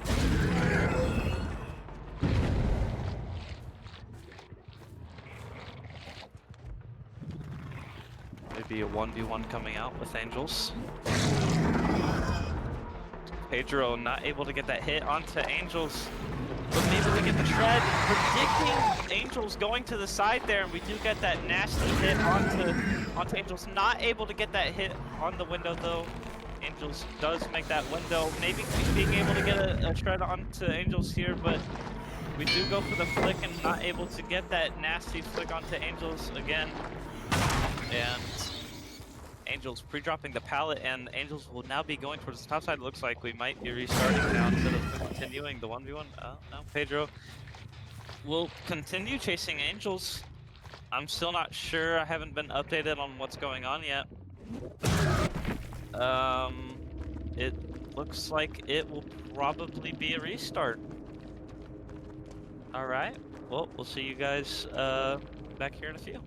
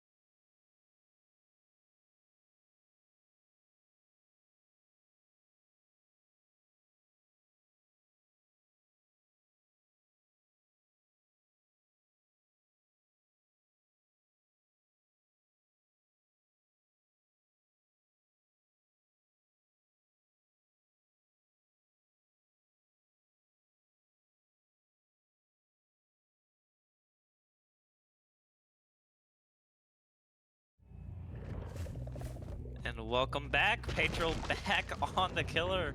Welcome back to the best, I guess, best of 8. Might as well call it a best of 8 as of right now, since we had to replay the demo. And Pedro will be breaking the main door, and we did see a survivor towards the 11th side, maybe seeing a survivor over here towards 3, or just going to search around. If we do catch a survivor at the TNO, that would be great for Pedro, but however, we don't find anyone there, and we do see Note at the main building, and maybe caught out of position. No, we don't get the hit onto Note. I'm not sure if exhaustions are allowed against demo. If so, that's going to be BL, and I think that might have been BL, as it seems Note did get a lot of distance. And Pedro will be committing over here towards No, and I mean, he is in a pretty safe spot. But now we're going over here towards the 4 lane, so I don't know. It could be bad, but Pedro will be getting this first hit decently fast. But Pedro will still have to work for that down. And we do see a bit of maybe a 4-gen top, maybe even a 5-gen, I'm not sure, couldn't really see. Yeah, I think a 4-gen, and we will be committing over here towards Note, and Note will be possibly going down here soon near this 4 lane. We'll see what Note can do. Pedro taking that shred, and Note falls back into Pedro as Pedro double backs, and that will be the hook in the 4-gen, 3-gen, whatever you want to call it, and Pedro will be hooking over here on this hill at 1. I don't know if this is really a good idea, as I'm pretty sure Note is BL, if I'm not mistaken. Pedro will be going over here towards 9, and this gen does have a lot of progress. And we will be kicking that generator, and sorry, I was just checking something. Pedro will be just sitting on this generator looking, while looking for someone rotating, and we do see someone rotating for that bull. I'm not sure if Pedro saw them or not. We are not TPing yet. Maybe just waiting for them to get a bit closer before TPing back. And if BL is allowed, yep, that is BL. Note will be making a bit of distance, but not enough, as I believe Note will probably be going down here at 2 unless he gets support from the survivor who pulled with the flashlight. Didn't quite see who it was, and it is Jaw. Jaw will be helping Note make bottom, but Pedro going around the tile, and Note just makes it bottom for free without a hit tank being needed. And Pedro will be taking a chase onto Angels now, who did pop this generator at 9, getting rid of the 4-gen, but we do still have a bit of a 3-gen towards the top side. And we do see another generator pop at the bottom side, and I mean the serves from Tremor are playing really well so far. This will be the down onto Angels here. This will be in the 3-gen. However, that generator over at 3, which is a part of this 3-gen, is a little bit further. So it is a bit easier to attack this 3-gen for the serve side. But we'll see what Pedro can do, as that other survivor did get away. That was his tunnel. And yeah, Pedro will be hooking Angels in front of main. We do see Note, who is working this main building, who is pretty safe with this BL. We do get that hit onto Zaf as he is pulling, and Angels does get off the hook, and looks like we'll be going for the fresh hook instead of going for Angels. And possibly getting another down top side and just another fresh, plus a pain res.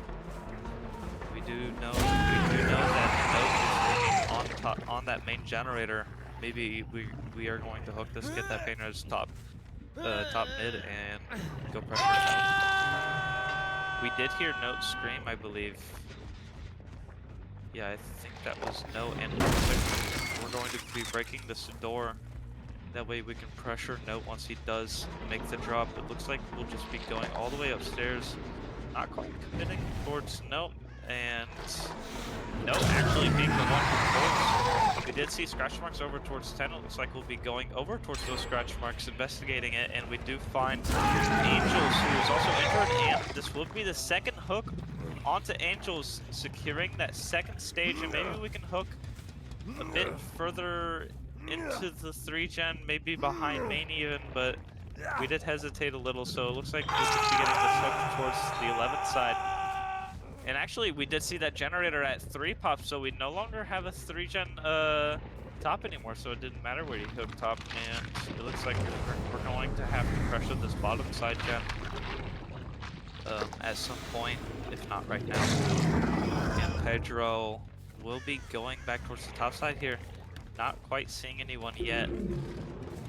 And maybe we go back towards Shack. We did see some scratch marks. And that will be no on this generator. Maybe we will decide to go back, or maybe we'll just commit to no here. However, he already has been hooked, and he is definitely pretty sure. And no will, I mean, he's in a pretty safe spot. He just has to track right beside the and we will have to get this down quick if we want to get more stages. We do have a perk that will be revealed soon. As you can all guess, as it is demo, it'll be Noed. And we will be taking a tag for note here. Zaf taking a tag, who I believe was already hooked. I don't remember. And Pedro not getting that shred onto Zaphis, but Pedro will be committing over here to Zaf instead at 2, and we do see Noed activated, and Pedro will decide to go over here towards main, and we do know that none of these survivors at main building is BL, as Note was the person with BL, and we do find Jaw, who, I mean, I would assume is fresh if we're going to be chasing, because we do know the location of all our survivors. It looks like someone was even attempting to take a hit, and maybe still is. And it is Zaphis, or I mean Angels. I'm used to seeing Zaf on the ace, and we will be committing for this down, and maybe that gate at 3 is already open, but maybe not. We just see the survivor run away, and we will be committing towards Jaw, who I believe is our fresh. And maybe we'll... Actually, no survivor over here to take a tag for Jaw. Surprise. And that will be the down onto Jaw. And we will be able to hook a little bit far away from this gate. Maybe we saw Zap go bottom to cleanse Noed. We'll see. Pedro maybe knowing that. He might go over there towards the totem.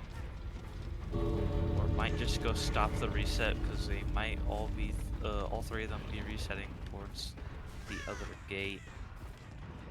We do see no. Don't believe we have eyes on any other survivors. Actually, no. I changed my mind. We see Angels rotating for the pole. We know he's not. We know he's not BL, so we can't just go over there for free. We do see Zaf now, so we know no one's on Noed, and they're not going to be resetting anytime soon. It doesn't look like it. Maybe they'll go for a double save, but I don't know if it'll be worth. As Jaw is getting closer to that second stage, they will have to make their move quick if they want. Actually, someone was on Noed. I mean, he is about to go second stage, though. I don't know if this is really worth it. Yeah, he can't commit to that. No, it does make the gate, but no one going for pole, and it looks like they'll just be going for the resets instead, maybe just trying to get that 4th serve out. But, I mean, they're possibly giving away more stages by staying in.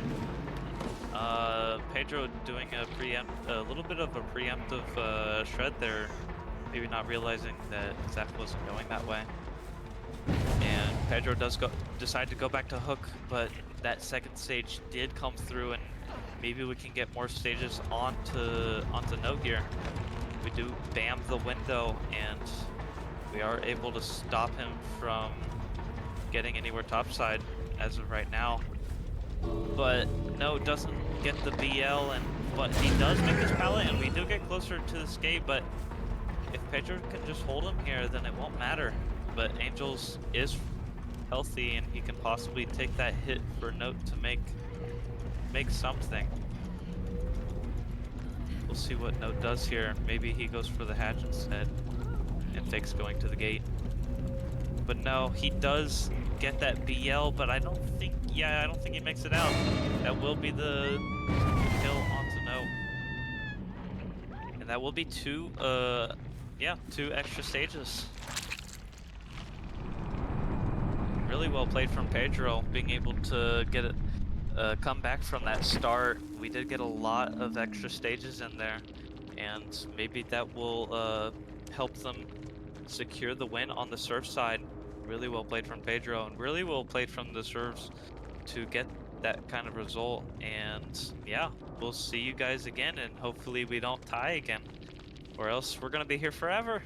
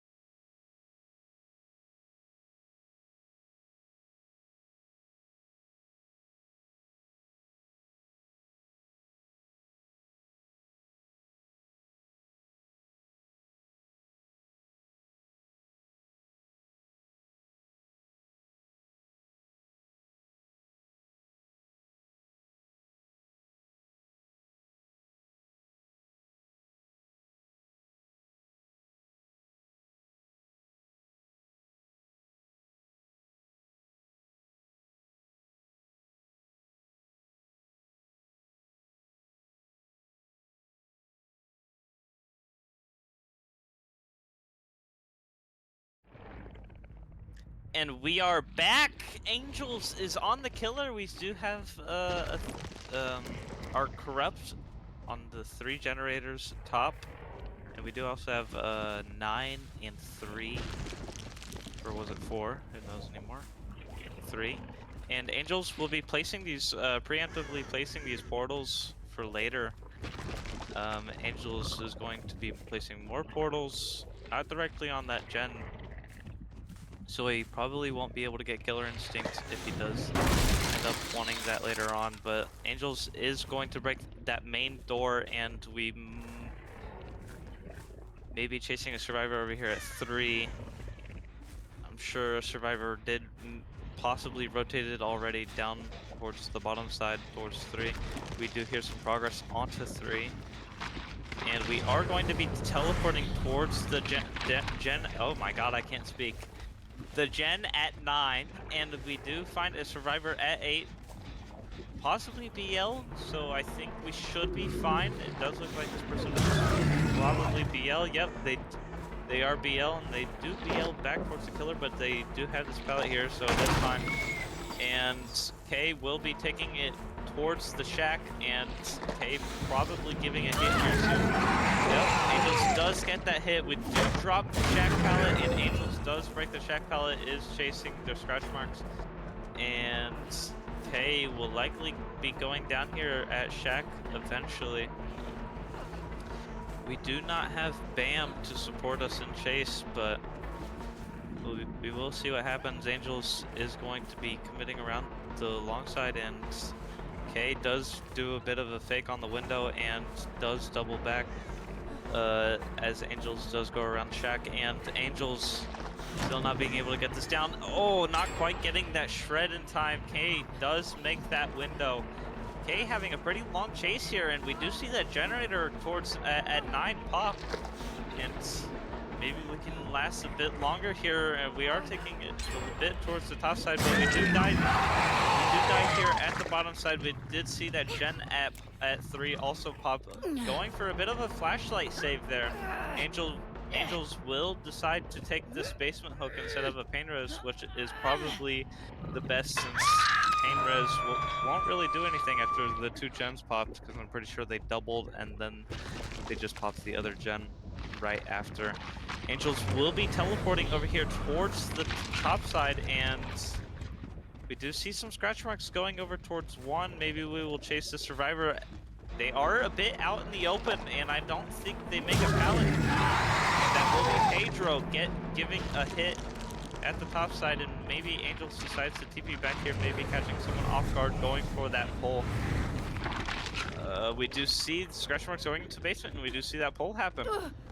Maybe we can body block the Survivor long enough to be able to hit them before the person behind them blocks them, but they aren't really using the K not really using that body block good enough to get around and make it out. But Dark will be giving that tag, and also K will be going down again, giving that second stage. I mean, pretty fast, but also, I mean, the gen pressure from oh my god, the gen pressure from our serves are actually, they're doing really well with that gen pressure, and we do see 2 injuries onto our other Survivors, so we might be able to get another down here and maybe a pain res. But also it's going to be hard for them to get that pulled pretty safely, and I guess Angels doesn't know, but if you see that breakable door at the top there, then you cannot slide around the car, and if it's not there, then you can. And Angels will now be going over here after kicking that generator, maybe TPing back towards that hook, and we do TP back to that hook, and it will be an injured Survivor going for that pole, and it will be Dark, and I don't know if K will be able to get out alone. I think Dark had to come help, whether he liked it or not, because now K and Dark will be going down here. Yeah, I'm not sure that was the play. I think Dark had to help in some way to secure K, making sure K gets out of that basement there. Maybe Angels has another a pain res hook somewhere bottom, and we're able to bring it out with Agi. that pain res onto one of those generators towards the top side. And it looks like that will be the case. And okay, I mean, we have the Sook bottom side. We have Pedro injured, and Mads probably working a generator top. Mads running towards the bottom side. No, that was Pedro, and maybe Pedro even going for the pull instead of Mads. I mean, if Angels just goes bottom here, no, he does actually find Pedro going towards 8, not going for that pull. We will be committing towards Pedro too, maybe going for another pain res and another fresh. This is looking really bad for our survivors. It was looking good at first until it wasn't. I mean, their gen pressure was good. They were 2 gens second stage, and yeah, I mean, K just not being able to make it out of the basement there, and then Dark going down right afterwards was just really massive for Angels, and possibly the reason that they lose this. And the Angels will be committing over here towards Mads, who is another fresh and another possible pain res. And we aren't getting that down quite yet, and that window will block. We do see that generator at main pop, and we do know one has decent progress unless it has regressed a bit. And Angels will get that pain res also onto that generator. Yep, that was the pain res onto 1, and we will be teleporting towards the top side, possibly catching any survivor working on the 1 generator, but that survivor did rotate down the bottom towards the pole, and they will be the one pulling, it looks like. And not quite gonna be able to get the down yet. It looks like we're gonna have to work for it a bit, and we're just gonna wait a bit just to make sure that the base kit borrow time goes away. And actually, a bit of a mistake from Angels there, not being able to get that tag after Pedro doesn't get the fastball either. And Angels will have to leave this and go back towards the top side, making sure this generator at 1 doesn't pop. And we do know that there's possibly 2 survivors here, and yeah, we just see Dark and Mads both run away from this generator. They were doubling, and it looks like Dark will just be fully running bottom while Angels just runs back towards the top, maybe stopping Mads from popping. This does have decent progress, about 40, actually maybe even 50 to 60, I couldn't quite tell. Angels will be teleporting back towards the bottom side as we did see some, I believe, killer instincts towards the bottom, and we will be committing towards these 2 survivors running away from that generator. And Pedro does get the vault, and he is able to get away with Lithe, and is able to make this pallet. Angels committing to Pedro here, probably going to have to leave to make sure 1 doesn't pop, because I believe Dark and Mads are both doubling that generator at 1 right now, while Pedro is having this chase towards bottom, and so far it's a pretty good chase, and Angels isn't able to get that fast down that he really needs for that pain res. And we do see that generator pop, but oh my god! Oh, Pedro almost making a great play there. It looks like we will be slugging, trying to get our win con. I believe our Noed is somewhere top.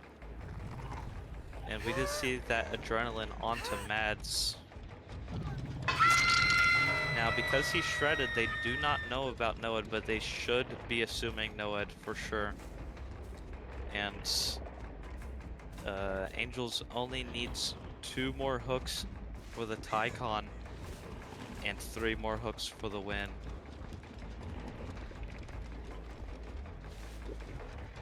So, I mean, confirming this death onto Pedro will be the win. However, it looks like he's going for more. And we might be able to get Mads down here, down with Noed. He does have a couple pallets around here to work with, but I think this will be the down. I don't think he makes it. He doesn't quite make it. And this will be the hook onto Mads. However, he does need 2 more hooks for the win con. That only does. Wait, yeah. He needs 2 more stages now for the win con, and 1 more stage for the tie con. So it looks like we'll be going for that 1 stage, maybe possibly 2, if we get this down. And maybe get a hook on top of that no-ed. I think this will be a down pretty soon. Actually, I think we make this pallet. Yeah, we're able to make this pallet, and Matt's coming in, but he shouldn't quite want to give this hook. I'm not sure that was the play from Mads. I think Dark could have lasted long enough for them to be able to do something. Oh, actually, no, that's the Tycon. If Mads, I mean, if Dark makes it out, I lied. And speaking of ties, it looks like we will be doing another Demogorgon set, everyone. I can't wait. It's just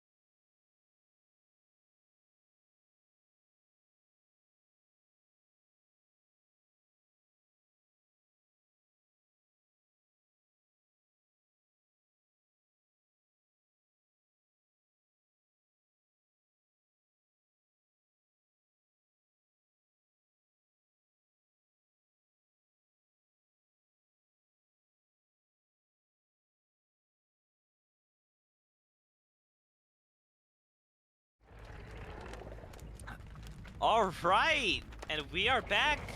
Angel's back on the killer. It looks like we're back with our best of 9. Maybe we'll see a best of 10. Who knows? But Angels will be going over here towards 2, trying to find a survivor. We did see a survivor position towards main. We are going to go ahead and check this locker, and maybe expecting a head-on. Not sure. I mean, I definitely wouldn't expect them in that locker out of all lockers. But Angels does go over here towards the top side, towards main, and we will be breaking these doors. It looks like, yeah, we will be breaking both of these doors. We will be maybe chasing the survivor going down towards the bottom side.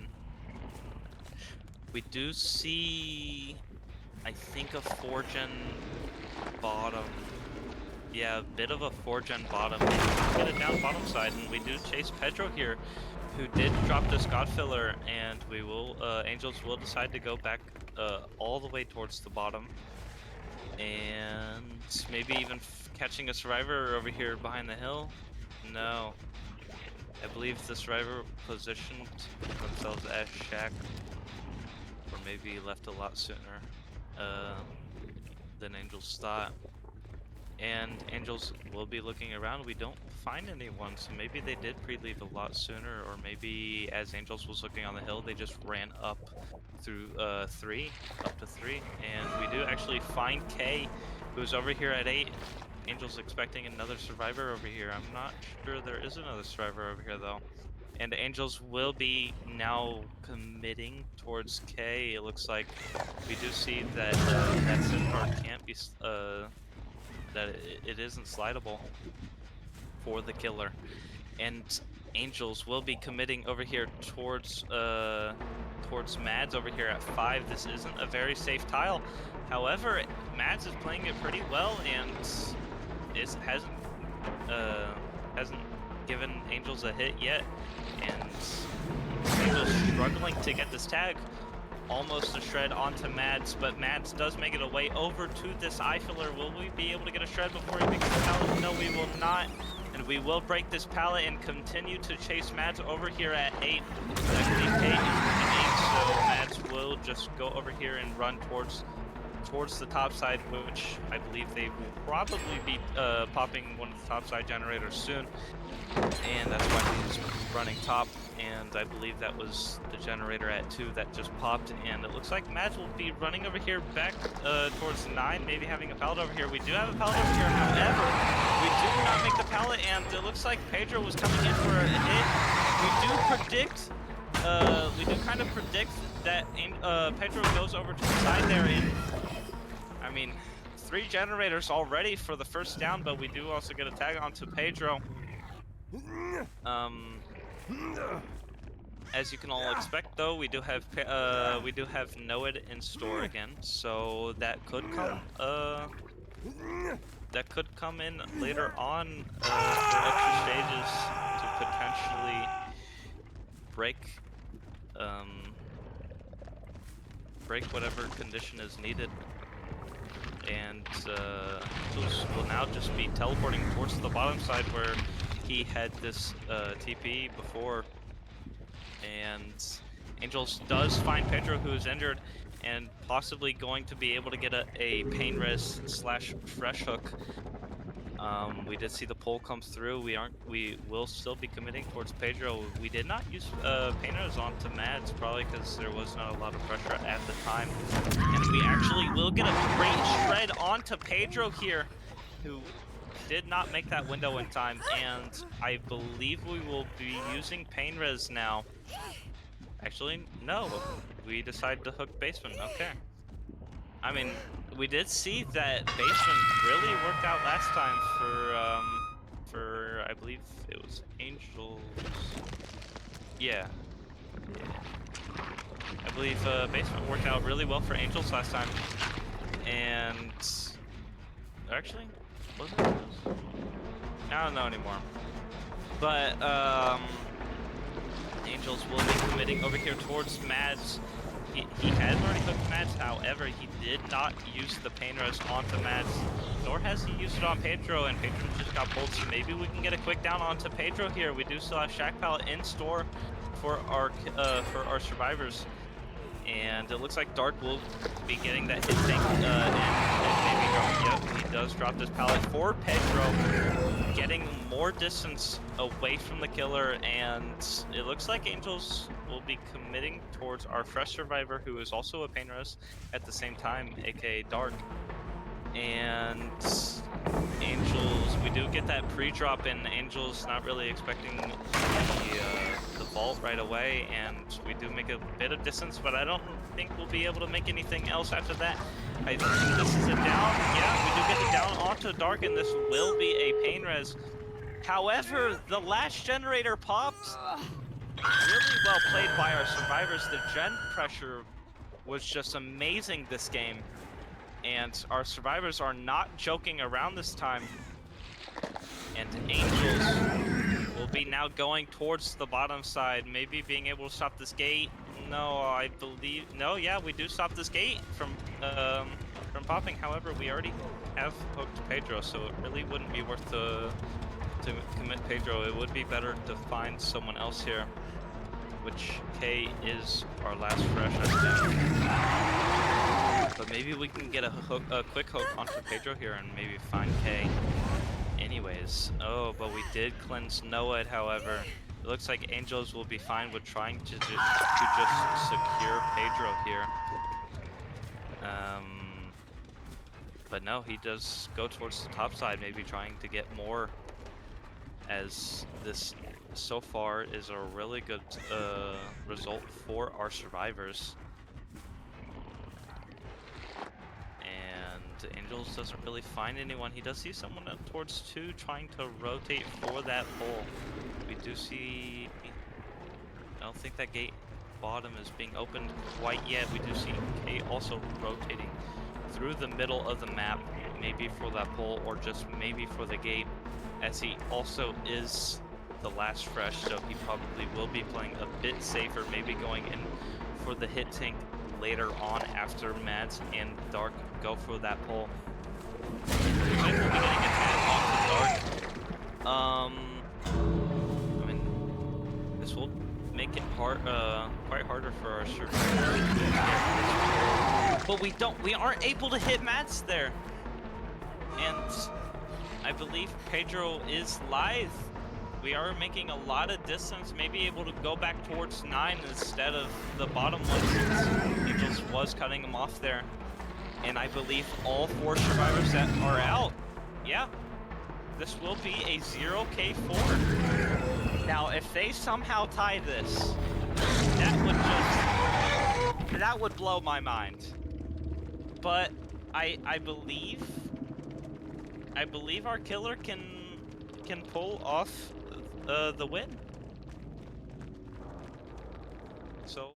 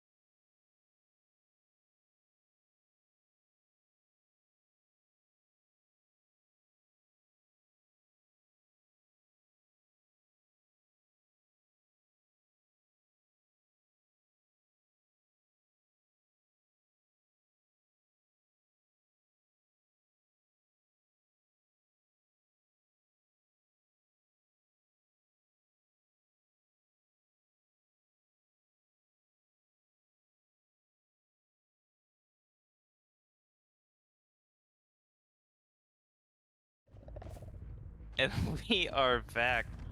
Sorry, a bit of laughter from talking to the streamer. He was acting like my dad. And we do see Pedro on the killer. And man, if if we somehow mess up this win con, I mean it would be insane from our survivors. But it definitely, I don't think, should be possible. But you never know, I guess. And yeah, we'll see. I just really hope we don't go into a best of 10. That would be insane. Alright, we do see Pedro on Zaphis at the main building, and we do see Bam on that main building. And so Zaph won't be able to wrap back around, and Pedro will be committing towards Zaph, towards the top mid side. We will be trying to go for a tag onto Note here, however, that does give Zaph some distance, but we do get a tag onto Jaw instead. We still have not broken this pallet. Excuse me.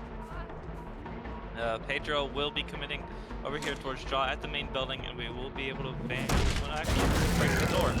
And we will be committing towards Jaw still, and I mean, this might actually be a down. And yeah, we do predict that Jaw, Flares, and Pedro will be able to get this hook towards the top side, which I believe there might be a 4-gen, and this might be a Pedro's hook being able to stop a generator from popping. We see a hook. I mean, we see Pedro's on 9, and we also see a generator main 11, 3, 4, like 3, 4-ish. And at 9, so this is a bit of a 3-gen slash 4-gen.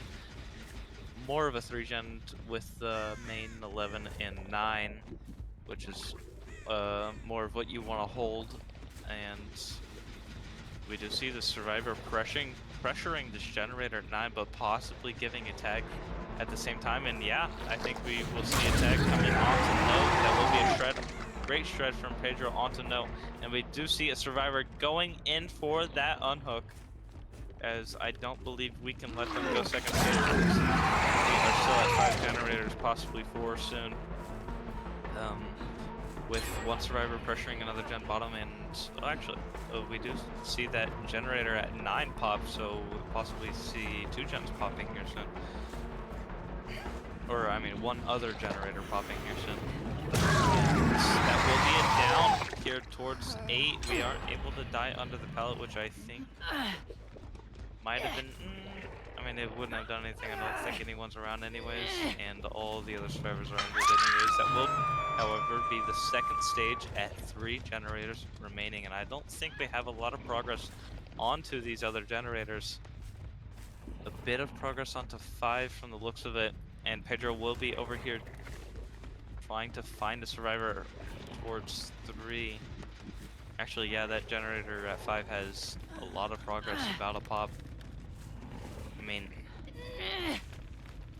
it's definitely difficult for our survivors to pull this off, but it's definitely not impossible, and Pedro is leaving quite far from this hook. But it looks like we're going to be chasing Zaph, just going for that fresh hook. And that won't be the down. Zaph will have to have an amazing chase here to probably even think about the possible win for our survivors.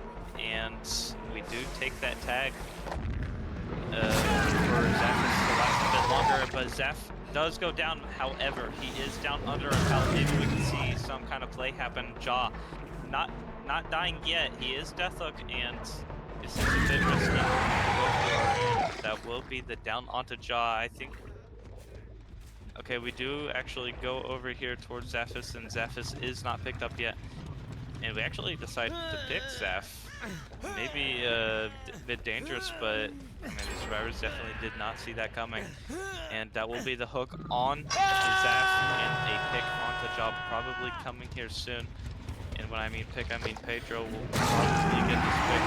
Okay, actually our survivor does get that pick onto Jaw, and I mean, Jaw won't make it very far, so Jaw will likely be going down pretty soon. Actually, Jaw does make that window However, he does have BAM. Oh, okay. We will be just going ahead and hooking Angels. I don't remember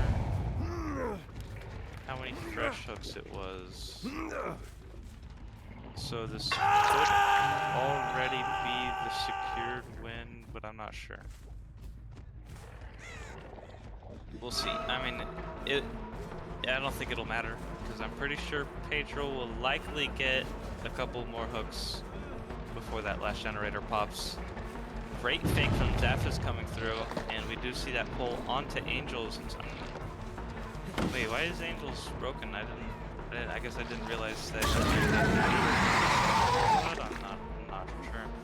And we actually do see Angels going out in the open, and that will likely be a down onto Angels here. Yep, that will be the down onto Angels, and likely the 5th hook. I believe it is finally over, and we don't have to see the best of 10. Oh, it is great to finally relax. However, we did see some very interesting gameplay. We saw great plays from both sides. The insane comeback from Tremor on the Slinger set, which almost made me think that we were going to have a best of 10 on this demo set again. However, I think it is clear that we have our winner now, and there's nothing that Tremor can do anymore.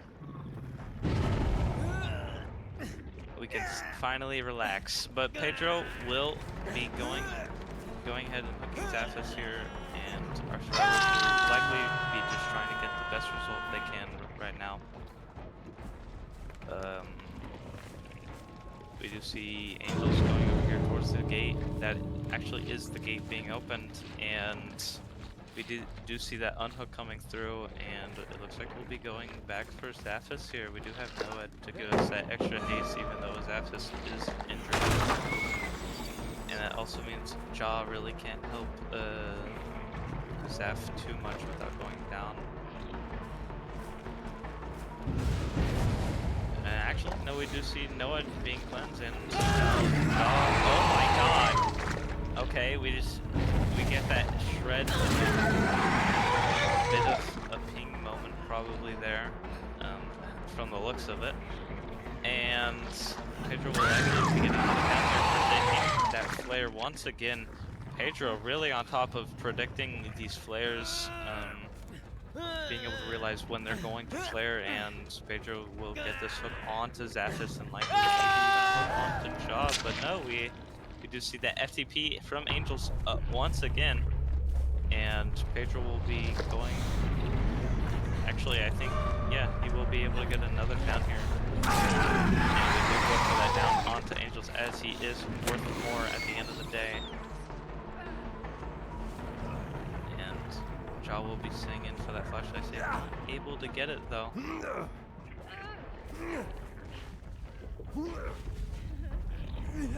Jaw going a little bit for the funny, not going for the done. Out, finally ending this game.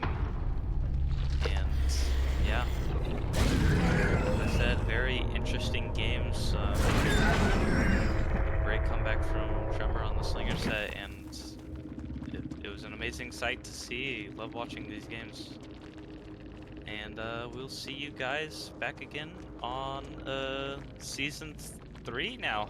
I'm pretty sure this was the finals, so we'll see you guys back next season.